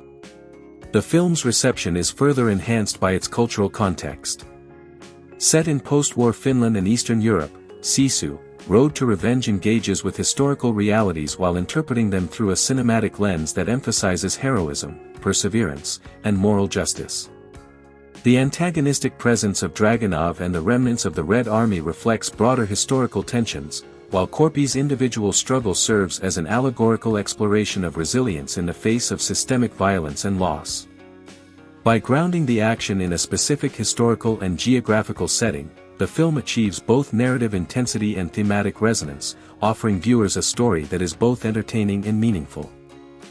Helander has discussed the possibility of future installments, suggesting that the world of Korpi could be expanded further while maintaining the core themes of perseverance, justice, and human ingenuity. Tommila has expressed his continued interest in reprising the role, emphasizing the unique physical and emotional demands of the character and the satisfaction of exploring such a complex and compelling figure. The collaboration between director, lead actor, and production team has created a cohesive cinematic experience that integrates action, character, and thematic depth, ensuring that the sequel stands as both a continuation of the original film and a work with its own identity. As Sisu 2 reaches its narrative and thematic culmination, the film shifts from the immediate physical stakes of survival and vengeance to a broader reflection on the moral, psychological, and cultural dimensions of Korpi's journey. The protagonist, having confronted Dragunov and navigated a gauntlet of adversaries and environmental hazards, now occupies a liminal space between triumph and contemplation. This transitional phase is crucial, allowing the audience to engage with the consequences of the narrative's intense action and the personal evolution of Korpi as a character. The film emphasizes that perseverance, while rooted in physical endurance, is inseparable from ethical and emotional resilience. Korpi's final moments of reflection, captured through lingering shots of scarred landscapes, snow-laden forests, and desolate industrial zones, serve as visual metaphors for both loss and survival. These environments, shaped by conflict yet retaining traces of beauty and potential renewal, parallel Korpi's own journey, wounded, tested, but unbroken. Throughout these sequences, Helander's direction emphasizes subtlety and nuance, balancing the grandeur of cinematic scale with intimate focus on character.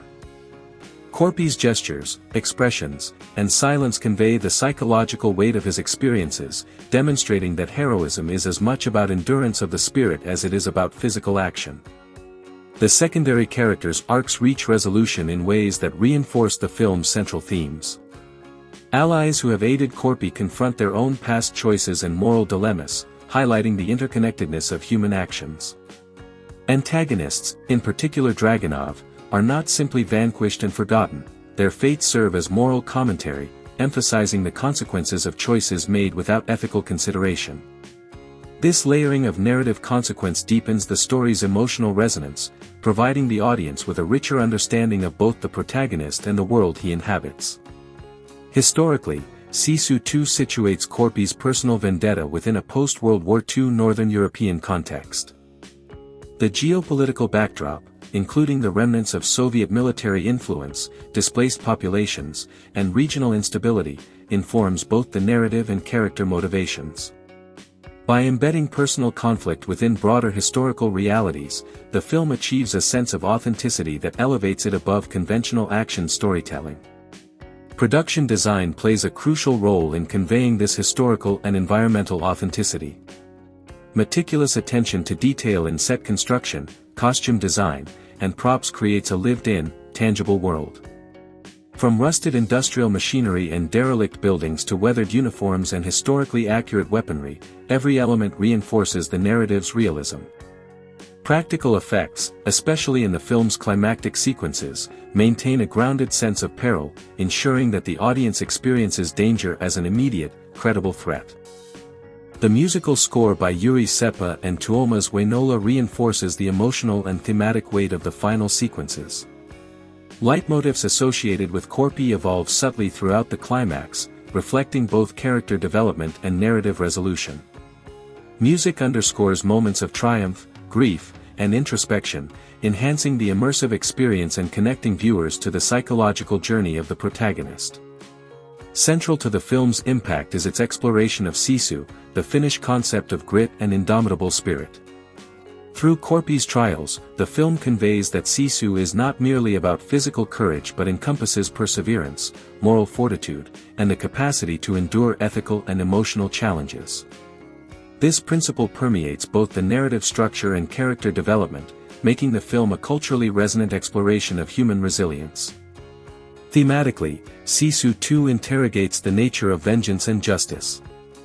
Corpy's actions demonstrate that pursuing personal justice is fraught with moral ambiguity, requiring constant reflection and discernment.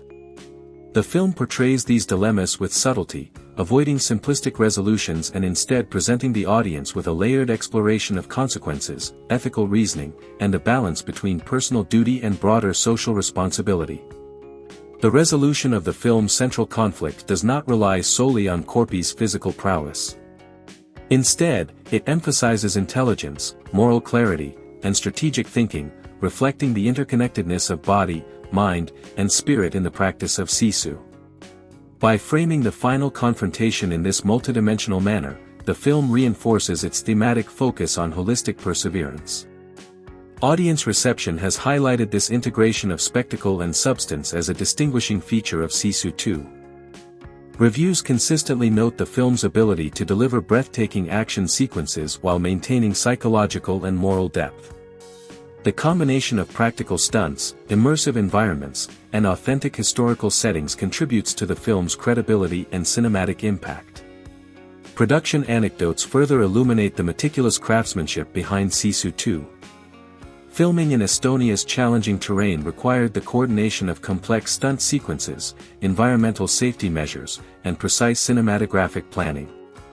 Actors underwent extensive physical training, while stunt teams ensured both realism and safety during hazardous sequences involving icy surfaces, steep cliffs, and collapsing structures. These efforts contributed to the film's immersive realism, reinforcing narrative stakes and audience engagement. In its final moments, Sisu 2 emphasizes both personal and symbolic closure. Corpy surveys the landscapes shaped by the conflicts he has navigated, reflecting on survival, loss, and the enduring values that have guided his journey. The interplay between human agency and environmental forces underscores the narrative's central concern, that perseverance, courage, and moral clarity are essential not only for survival but for the meaningful navigation of life's adversities. The cultural significance of Sisu 2 is profound. By portraying Corpy's journey as an embodiment of Sisu, the film affirms the universality of resilience, courage, and ethical endurance. While rooted in Finnish cultural identity, the principles explored in the film resonate globally, demonstrating the broader applicability of Sisu as a paradigm for human strength and integrity. The integration of historical authenticity, meticulous production design, and complex character arcs ensures that the film is not only a thrilling action experience but also a reflective exploration of human capability under extreme conditions. Its success lies in balancing spectacle with introspection, action with morality, and personal narrative with cultural resonance. In conclusion, Sisu 2, Road to Revenge stands as a landmark in contemporary international action cinema. Through its seamless blend of visceral action, character-driven storytelling, ethical complexity, and thematic depth, the film delivers a comprehensive cinematic experience. Corpy's journey, from loss and vengeance to reflection and endurance, exemplifies the human capacity for perseverance, courage, and moral clarity. The film's achievements in direction, cinematography, production design, stunt work, and musical scoring coalesce to create an immersive and impactful narrative, one that entertains, challenges, and inspires. Sisu 2 demonstrates that action cinema can transcend mere spectacle, offering audiences both thrilling engagement and profound reflection on the resilience of the human spirit. By concluding Corpy's story with both emotional and moral resonance, the film ensures that its exploration of Sisu endures, leaving viewers with a lasting impression of courage, endurance, and the unyielding pursuit of justice against overwhelming odds. The legacy of Sisu 2 is therefore twofold. It serves as a high-octane, meticulously crafted action thriller, and as a deeply human meditation on resilience, ethical fortitude, and the enduring power of determination. It confirms that the qualities embodied by Corpy, intelligence, moral clarity, physical endurance, and emotional resilience, are not merely cinematic constructs but reflections of universal human potential, capable of inspiring audiences long after the credits have rolled.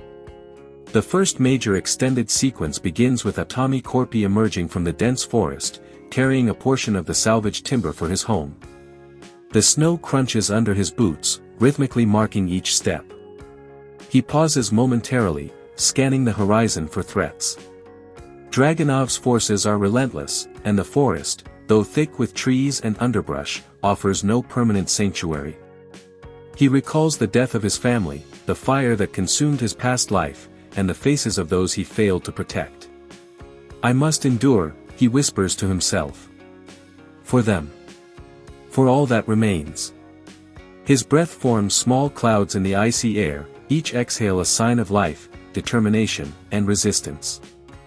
As Korpi moves along the forest path, a squad of Dragunov's men appears at the ridge ahead. They spot him immediately, and the pursuit begins in earnest. The camera follows Korpi with a low, tracking shot as he ducks behind trees and moves silently over fallen branches. A soldier raises his rifle, takes aim, and fires. The bullet thuds into a nearby tree, sending splinters into the snow. Korpi rolls to cover, assessing the terrain, his mind racing through tactical options. He notices a narrow ravine to his left, its ice-covered surface partially broken. Using this to his advantage, he grabs a fallen branch as a makeshift lever, knocking one soldier off balance, sending him into the freezing water below. Each move is deliberate, a combination of intelligence, instinct, and physical skill. Korpi continues through the forest, his pace relentless. He encounters a fallen log blocking his path. Without hesitation, he vaults over it, narrowly avoiding another patrol. The sequence emphasizes environmental interaction. Korpi uses tree roots to swing across streams, icy slopes to slide quickly, and fallen rocks to impede pursuers. Each action is choreographed to maximize tension and highlight his ingenuity. Minor characters, soldiers from Dragunov's unit, react realistically, shouts, attempts at ambush, and fleeting moments of panic, providing texture to the encounter. Dialogue is sparse but impactful. "Stop him," shouts one soldier. "He's too fast," another responds. Their voices are lost in the wind, underscoring Korpi's isolation and focus. Korpi's inner monologue guides his decisions during these sequences. Every step is calculated. Every move is survival. "I cannot falter." These reflections are brief but frequent, offering insight into his mental state as he navigates constant danger. The tension is further amplified by environmental hazards, snow-covered rocks, hidden ice patches, and low-hanging branches that threaten to slow or injure him. These challenges create a rhythm to the pursuit, alternating high-intensity bursts with moments of careful, deliberate navigation. The narrative transitions seamlessly into Korpi's arrival at an abandoned cabin. Here, he improvises defenses, logs are stacked, pulleys rigged with heavy objects, and tripwires laid strategically. He observes Dragunov's forces approaching, noting their formations and weapons. The scene emphasizes intelligence and preparation over brute force. As the first soldiers enter the clearing, Korpi triggers the traps. Logs fall, catching two soldiers off guard. Atami moves silently, striking one assailant with a precise, non-lethal blow to incapacitate him, while using another log as leverage to knock a second into a snowdrift. These actions are described in cinematic detail: the arc of the log, the angle of impact, the snow spraying, the soldiers' reactions, all meticulously depicted to immerse the audience. Korpi then slips through a hidden exit, moving deeper into the forest, and encounters a secondary patrol. Here, minor character interactions are expanded, soldiers argue, express fear, and reveal glimpses of humanity amidst the brutality. "Do we really follow him?" one asks. "Orders are orders," replies another. These moments enrich the narrative, showing that not all adversaries are purely villainous, contrasting with Dragunov's calculated cruelty. Korpi's approach remains methodical. He observes, plans, and executes, highlighting both his physical mastery and tactical intelligence. The pursuit leads to the train sequence, now fully detailed. Korpi is captured and restrained in a cargo compartment. The interior is dim, the metallic floor cold under his hands. Dragunov enters, pacing slowly, boots echoing. "You rebuild, yet the world is ruined," he says. Corpy's internal reflection is sharp: I rebuild because I must. Because memory is life. Because they deserve it. The tension is palpable as Dragunov exits, leaving Corpy to act. Using a loose metal rod, he frees one hand and begins picking the lock on his restraints. He pauses to listen, hearing footsteps on the opposite side. The choreography combines suspense, precision, and environmental awareness. He swings across rafters, uses the train's moving momentum to vault over obstacles, and neutralizes guards silently, each step described in vivid detail to capture the audience's attention. Every action sequence continues with inner monologues exploring moral stakes. Corpy questions the necessity of violence, reflects on the lives lost, and reaffirms his mission. Even as he strikes with lethal force, he considers alternatives and mitigates unnecessary harm. This dual focus on physical and ethical strategy reinforces the film's thematic complexity. The final confrontation in the ruined valley is extended to include each strike, counter, and movement. Corpy anticipates Dragunov's attack patterns, using debris for cover and creating traps with the environment. Dialogue during the fight is interspersed with thoughts: this ends tonight. Not for revenge, but for justice. Each punch, block, and maneuver is described with precision: the rotation of fists, the impact of boots against frozen earth, the spray of dust and snow, and the environmental effects amplifying the intensity.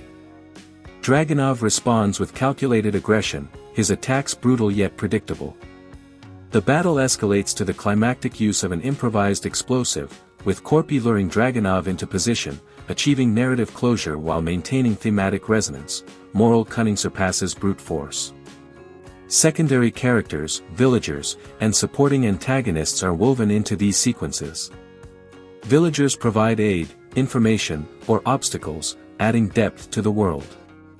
Minor antagonists react dynamically to Corpy's actions, providing narrative texture and realism. Each encounter reinforces the stakes, challenges, and moral considerations of Corpy's journey. Environmental and historical context is fully integrated: snowstorms, icy rivers, destroyed villages, forests scarred by war, and post-war geopolitical realities inform every scene. Weapons are described with accuracy: rifles, pistols, and improvised tools reflect the era, while tactics reflect both historical realism and cinematic flair. These details enrich the narrative, grounding the fantastical action in a believable post-war setting. Throughout, Corpy's internal reflections continue to explore themes of resilience, justice, memory, and moral responsibility.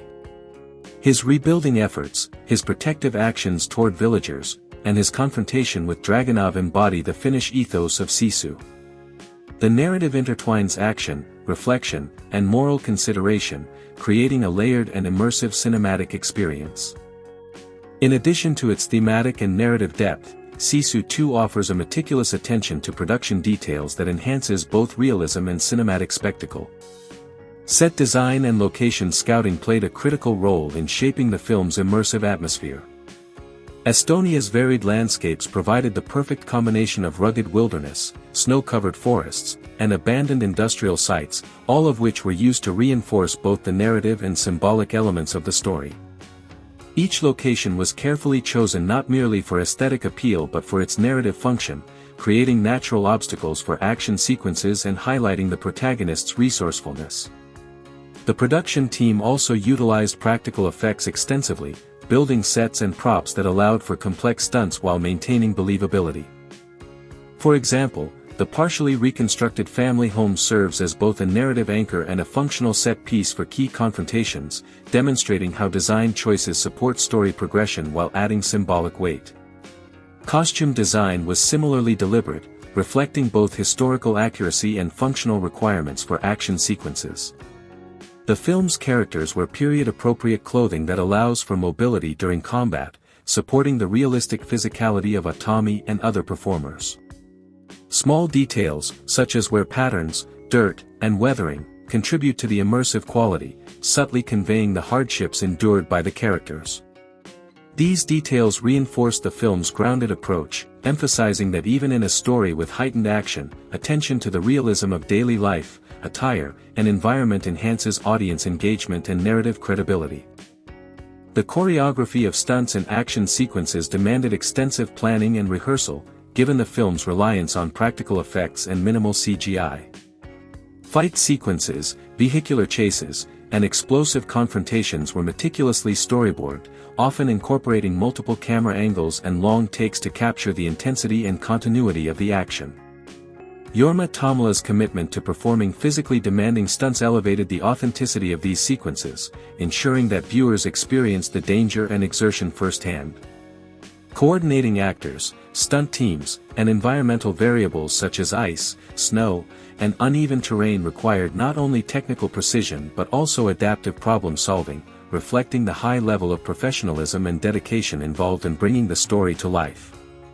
The editing strategy in Sisu 2 is another critical component that shapes audience experience. Juho Virolainen's editing balances pacing and narrative clarity, allowing intense action sequences to unfold without sacrificing comprehension or emotional engagement. Extended takes are often punctuated with precise cuts that maintain tension and highlight character decisions, while quieter moments are given space to breathe, allowing for reflection and character development. This rhythm ensures that viewers remain engaged over the course of the film's runtime, balancing adrenaline-fueled spectacle with narrative depth and emotional resonance.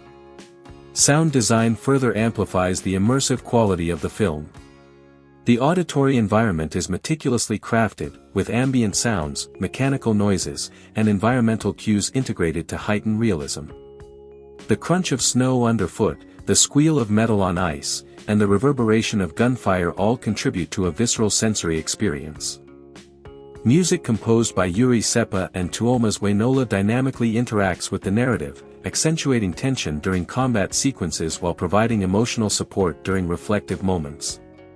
The synergy of visual, auditory, and narrative elements creates a fully immersive cinematic experience, where every sense is engaged and every moment contributes to storytelling.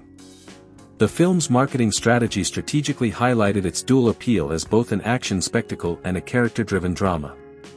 Trailers, promotional interviews, and behind-the-scenes content emphasized Atami's physical and moral challenges, the scale and ingenuity of the action sequences, and the philosophical significance of Sisu. By foregrounding both the high-octane aspects and the human-centered narrative, the promotional campaign successfully attracted a wide audience, ranging from action enthusiasts to viewers interested in character-driven stories with deeper thematic resonance. Early buzz generated by these materials contributed to strong attendance during festival screenings and national premieres, establishing momentum for international releases. Critical analysis of Sisu 2 highlights the effectiveness of its storytelling and technical execution. Reviewers consistently praise the film for its commitment to practical stunts, immersive cinematography, and the emotional complexity of the protagonist. The juxtaposition of relentless action with moral and philosophical exploration has been noted as a distinguishing feature, setting it apart from conventional action films that prioritize spectacle over character development. Some critiques have noted the intensity and brutality of certain sequences, but these are generally framed as intentional narrative choices that reinforce the film's themes of perseverance, justice, and moral integrity. The consensus reflects an appreciation for the film's ability to combine entertainment value with deeper storytelling, achieving both immediate engagement and lasting thematic impact. Finally, the enduring appeal of Sisu 2 lies in its synthesis of action, character, and philosophy. Atami Korpi emerges as a figure of unyielding determination, navigating physical danger, moral dilemmas, and personal loss with unwavering resolve. The antagonist, Igor Dragunov, provides a credible and compelling foil, elevating the stakes and deepening the narrative tension. Every element, from location design and costume to stunt choreography and sound design, works in concert to create a cohesive, immersive experience that resonates on multiple levels. The film's conclusion reinforces the central message: true resilience is measured not only by the ability to survive but by the capacity to act with integrity, courage, and moral clarity, even in the most extreme circumstances. Through its meticulous production, compelling narrative, and rich thematic exploration, Sisu 2, Road to Revenge stands as a modern exemplar of action cinema that combines visceral thrills with profound human insight. The film opens with Corpy moving through the barren, snow-laden landscape, carrying planks and other materials for rebuilding his home. This sequence establishes not only his physical endurance but also the emotional gravity of his quest. The silence of the environment, punctuated only by the sound of snow underfoot and occasional gusts of wind, highlights Corpy's isolation and focus. This opening scene functions as both exposition and thematic primer, signaling that the story is as much about internal resilience as external confrontation. Every frame emphasizes the starkness of post-war Northern Europe, with ruined structures, broken vehicles, and abandoned homesteads conveying the wider social and historical devastation. Corpy's first encounter with adversaries occurs when Dragunov's scouts attempt an ambush in a forested region. The fight is choreographed to highlight both ingenuity and realism. Corpy uses branches as leverage, snow and ice to his advantage, and improvised traps to overcome multiple enemies.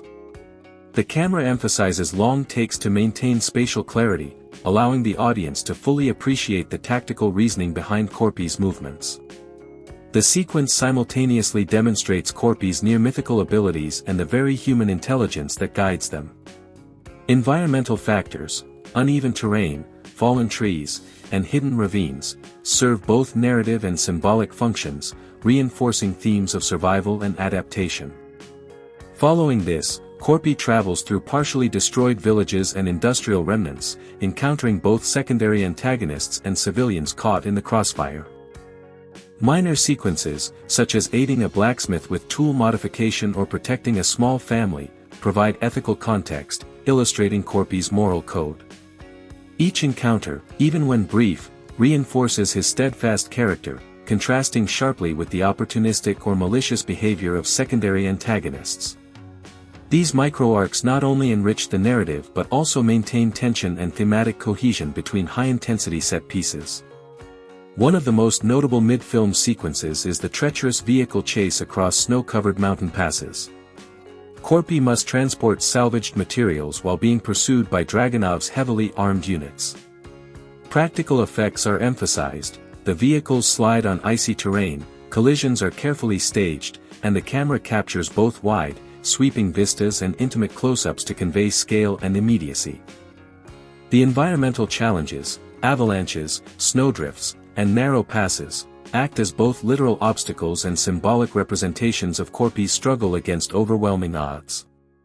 This sequence epitomizes the film's balance of spectacle, strategy, and realism. The climactic confrontation occurs in a derelict industrial complex.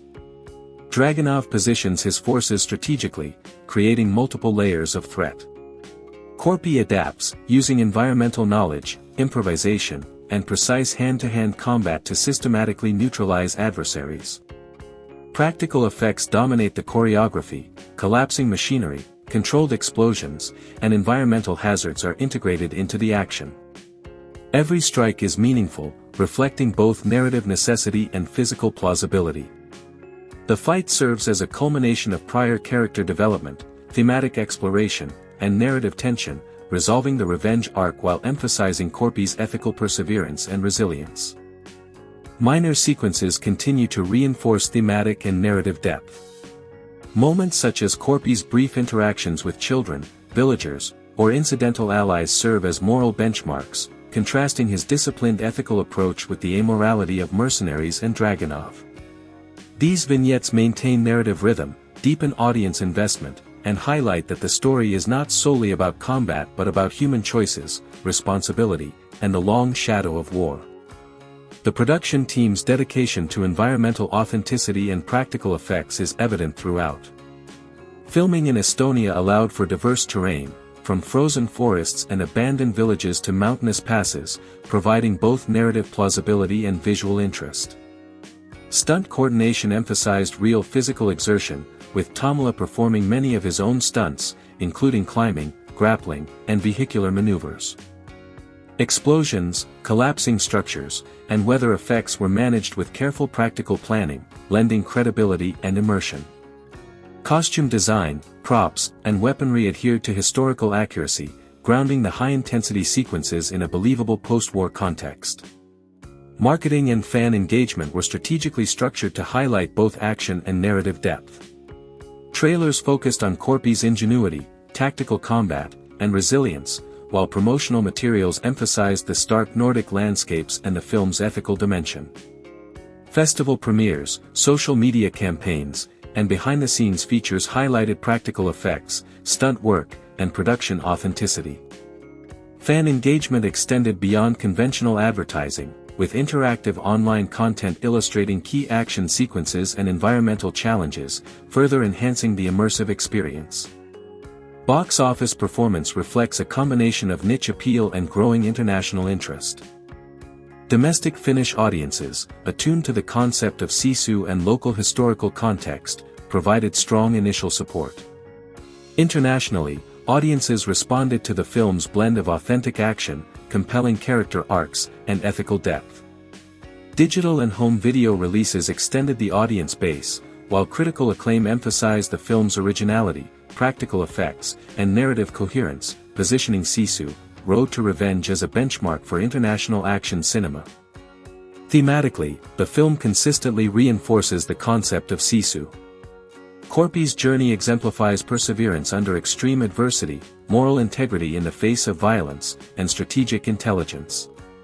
Every action sequence, minor scene, and dialogue moment is anchored by these themes, ensuring that the spectacle is never divorced from narrative or ethical significance.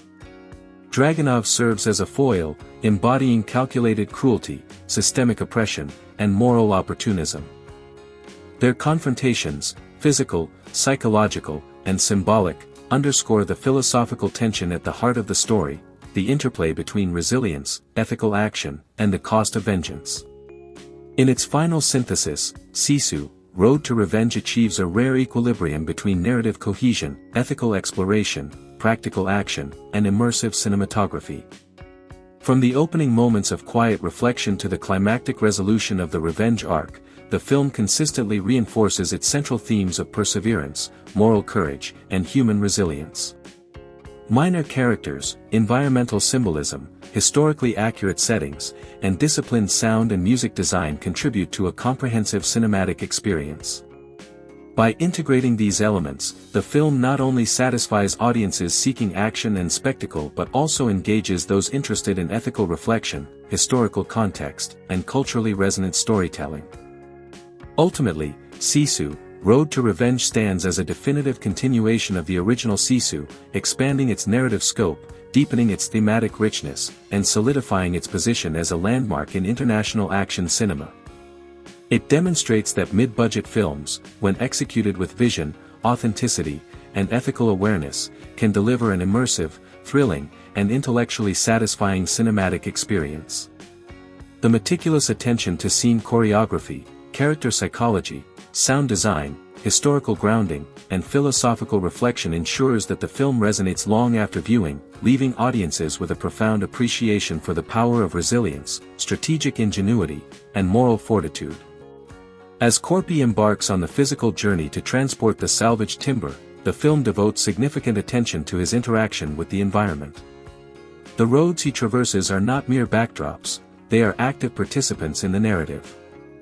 Snow-laden forests, jagged cliffs, frozen lakes, and abandoned wartime ruins form obstacles that Corpy must navigate with a combination of brute strength and clever improvisation. At one point, he encounters a partially destroyed bridge spanning a deep gorge. Rather than seeking a detour, Corpy assesses the structural remains and uses his knowledge of mechanics and leverage to jury-rig a crossing using the salvaged wood. This sequence is not just an action beat, it reinforces the character's ingenuity and resourcefulness, and it highlights a recurring motif in the film, the intersection of human determination with natural and constructed challenges. The relentless pursuit by Dragunov's forces escalates in this section of the narrative. Small reconnaissance teams appear at multiple points, testing Corpy's defenses and forcing him to employ creative tactics. He sets up rudimentary traps using timber and debris, exploiting both terrain and the enemy's predictability. These sequences demonstrate Hellander's meticulous attention to choreography, the camera follows Korpi in long takes that emphasize his physicality and the tactical logic of his movements. The editing alternates between rapid, chaotic cuts during skirmishes and slower, panoramic shots that capture the vastness of the landscape, allowing the audience to absorb both the tension and the scale of the pursuit. Korpi's encounters with civilians along his path serve as more than narrative interludes. In one sequence, he comes across a small village occupied by war-weary farmers. Initially wary of Korpi's intentions, the villagers are gradually drawn into his moral universe as they witness his unwavering commitment to justice and his respect for human life. This sequence allows the audience to see the contrast between the brutality of Dragunov's forces and Korpi's disciplined, almost code-bound approach to conflict. One particularly poignant moment involves an elderly couple who recognize Korpi's family name. They offer him basic provisions and share stories of their own losses during the war. These humanizing moments deepen the emotional resonance of the narrative, reminding viewers that the stakes extend beyond physical survival to matters of memory, honor, and communal responsibility. The film also places heavy emphasis on inventive action sequences that escalate in both complexity and audacity. A notable set piece occurs when Korpi is ambushed by a motorized squad near a frozen lake. Trapped between the edge of the ice and a pursuing convoy, he uses the salvaged timber to construct a temporary barricade and create a controlled collapse of part of the ice. The ensuing chaos allows him to escape but also demonstrates the narrative principle that resourcefulness, rather than sheer force, is Korpi's primary weapon. Helander choreographs these scenes with precision, ensuring that each action beat is grounded in physical plausibility while still achieving maximum cinematic spectacle. As the journey progresses, Korpi faces his most personal trials when he encounters remnants of Dragunov's brutality in abandoned villages and towns. Here, the film slows its pace, allowing the audience to absorb the psychological weight of the war and its aftermath. Korpi walks through charred buildings and frozen streets, noting the evidence of civilian suffering and soldiers' indiscriminate violence. These sequences are interspersed with flashbacks of his family, juxtaposing memory against present reality and reinforcing the emotional undercurrent that drives his actions. This layering of past and present is a deliberate narrative strategy, emphasizing that Korpi's mission is as much about preserving human dignity and memory as it is about exacting vengeance. The interactions between Korpi and Dragunov intensify as the narrative approaches its climax. Dragunov is not a faceless antagonist, his intelligence, discipline, and cunning make him a formidable opponent. Helander emphasizes the psychological duel between the two, showing Dragunov analyzing Korpi's patterns, anticipating his tactics, and deploying increasingly sophisticated traps. Korpi, in turn, anticipates countermeasures, adapting his strategy while relying on his deep knowledge of terrain, physics, and human behavior. Their confrontations culminate in a prolonged series of escalating conflicts, ranging from hand-to-hand combat to vehicular pursuits and large-scale ambushes. These sequences are framed to maximize tension while conveying the stakes of the personal vendetta. Each encounter brings both men closer to the ultimate confrontation while testing their endurance and resourcefulness. Amid these high-stakes conflicts, the film continually reinforces the theme of Sisu. Korpi's perseverance is portrayed not as recklessness but as calculated endurance. Each obstacle he faces, be it environmental, logistical, or combative, is met with a combination of creativity, courage, and unwavering determination.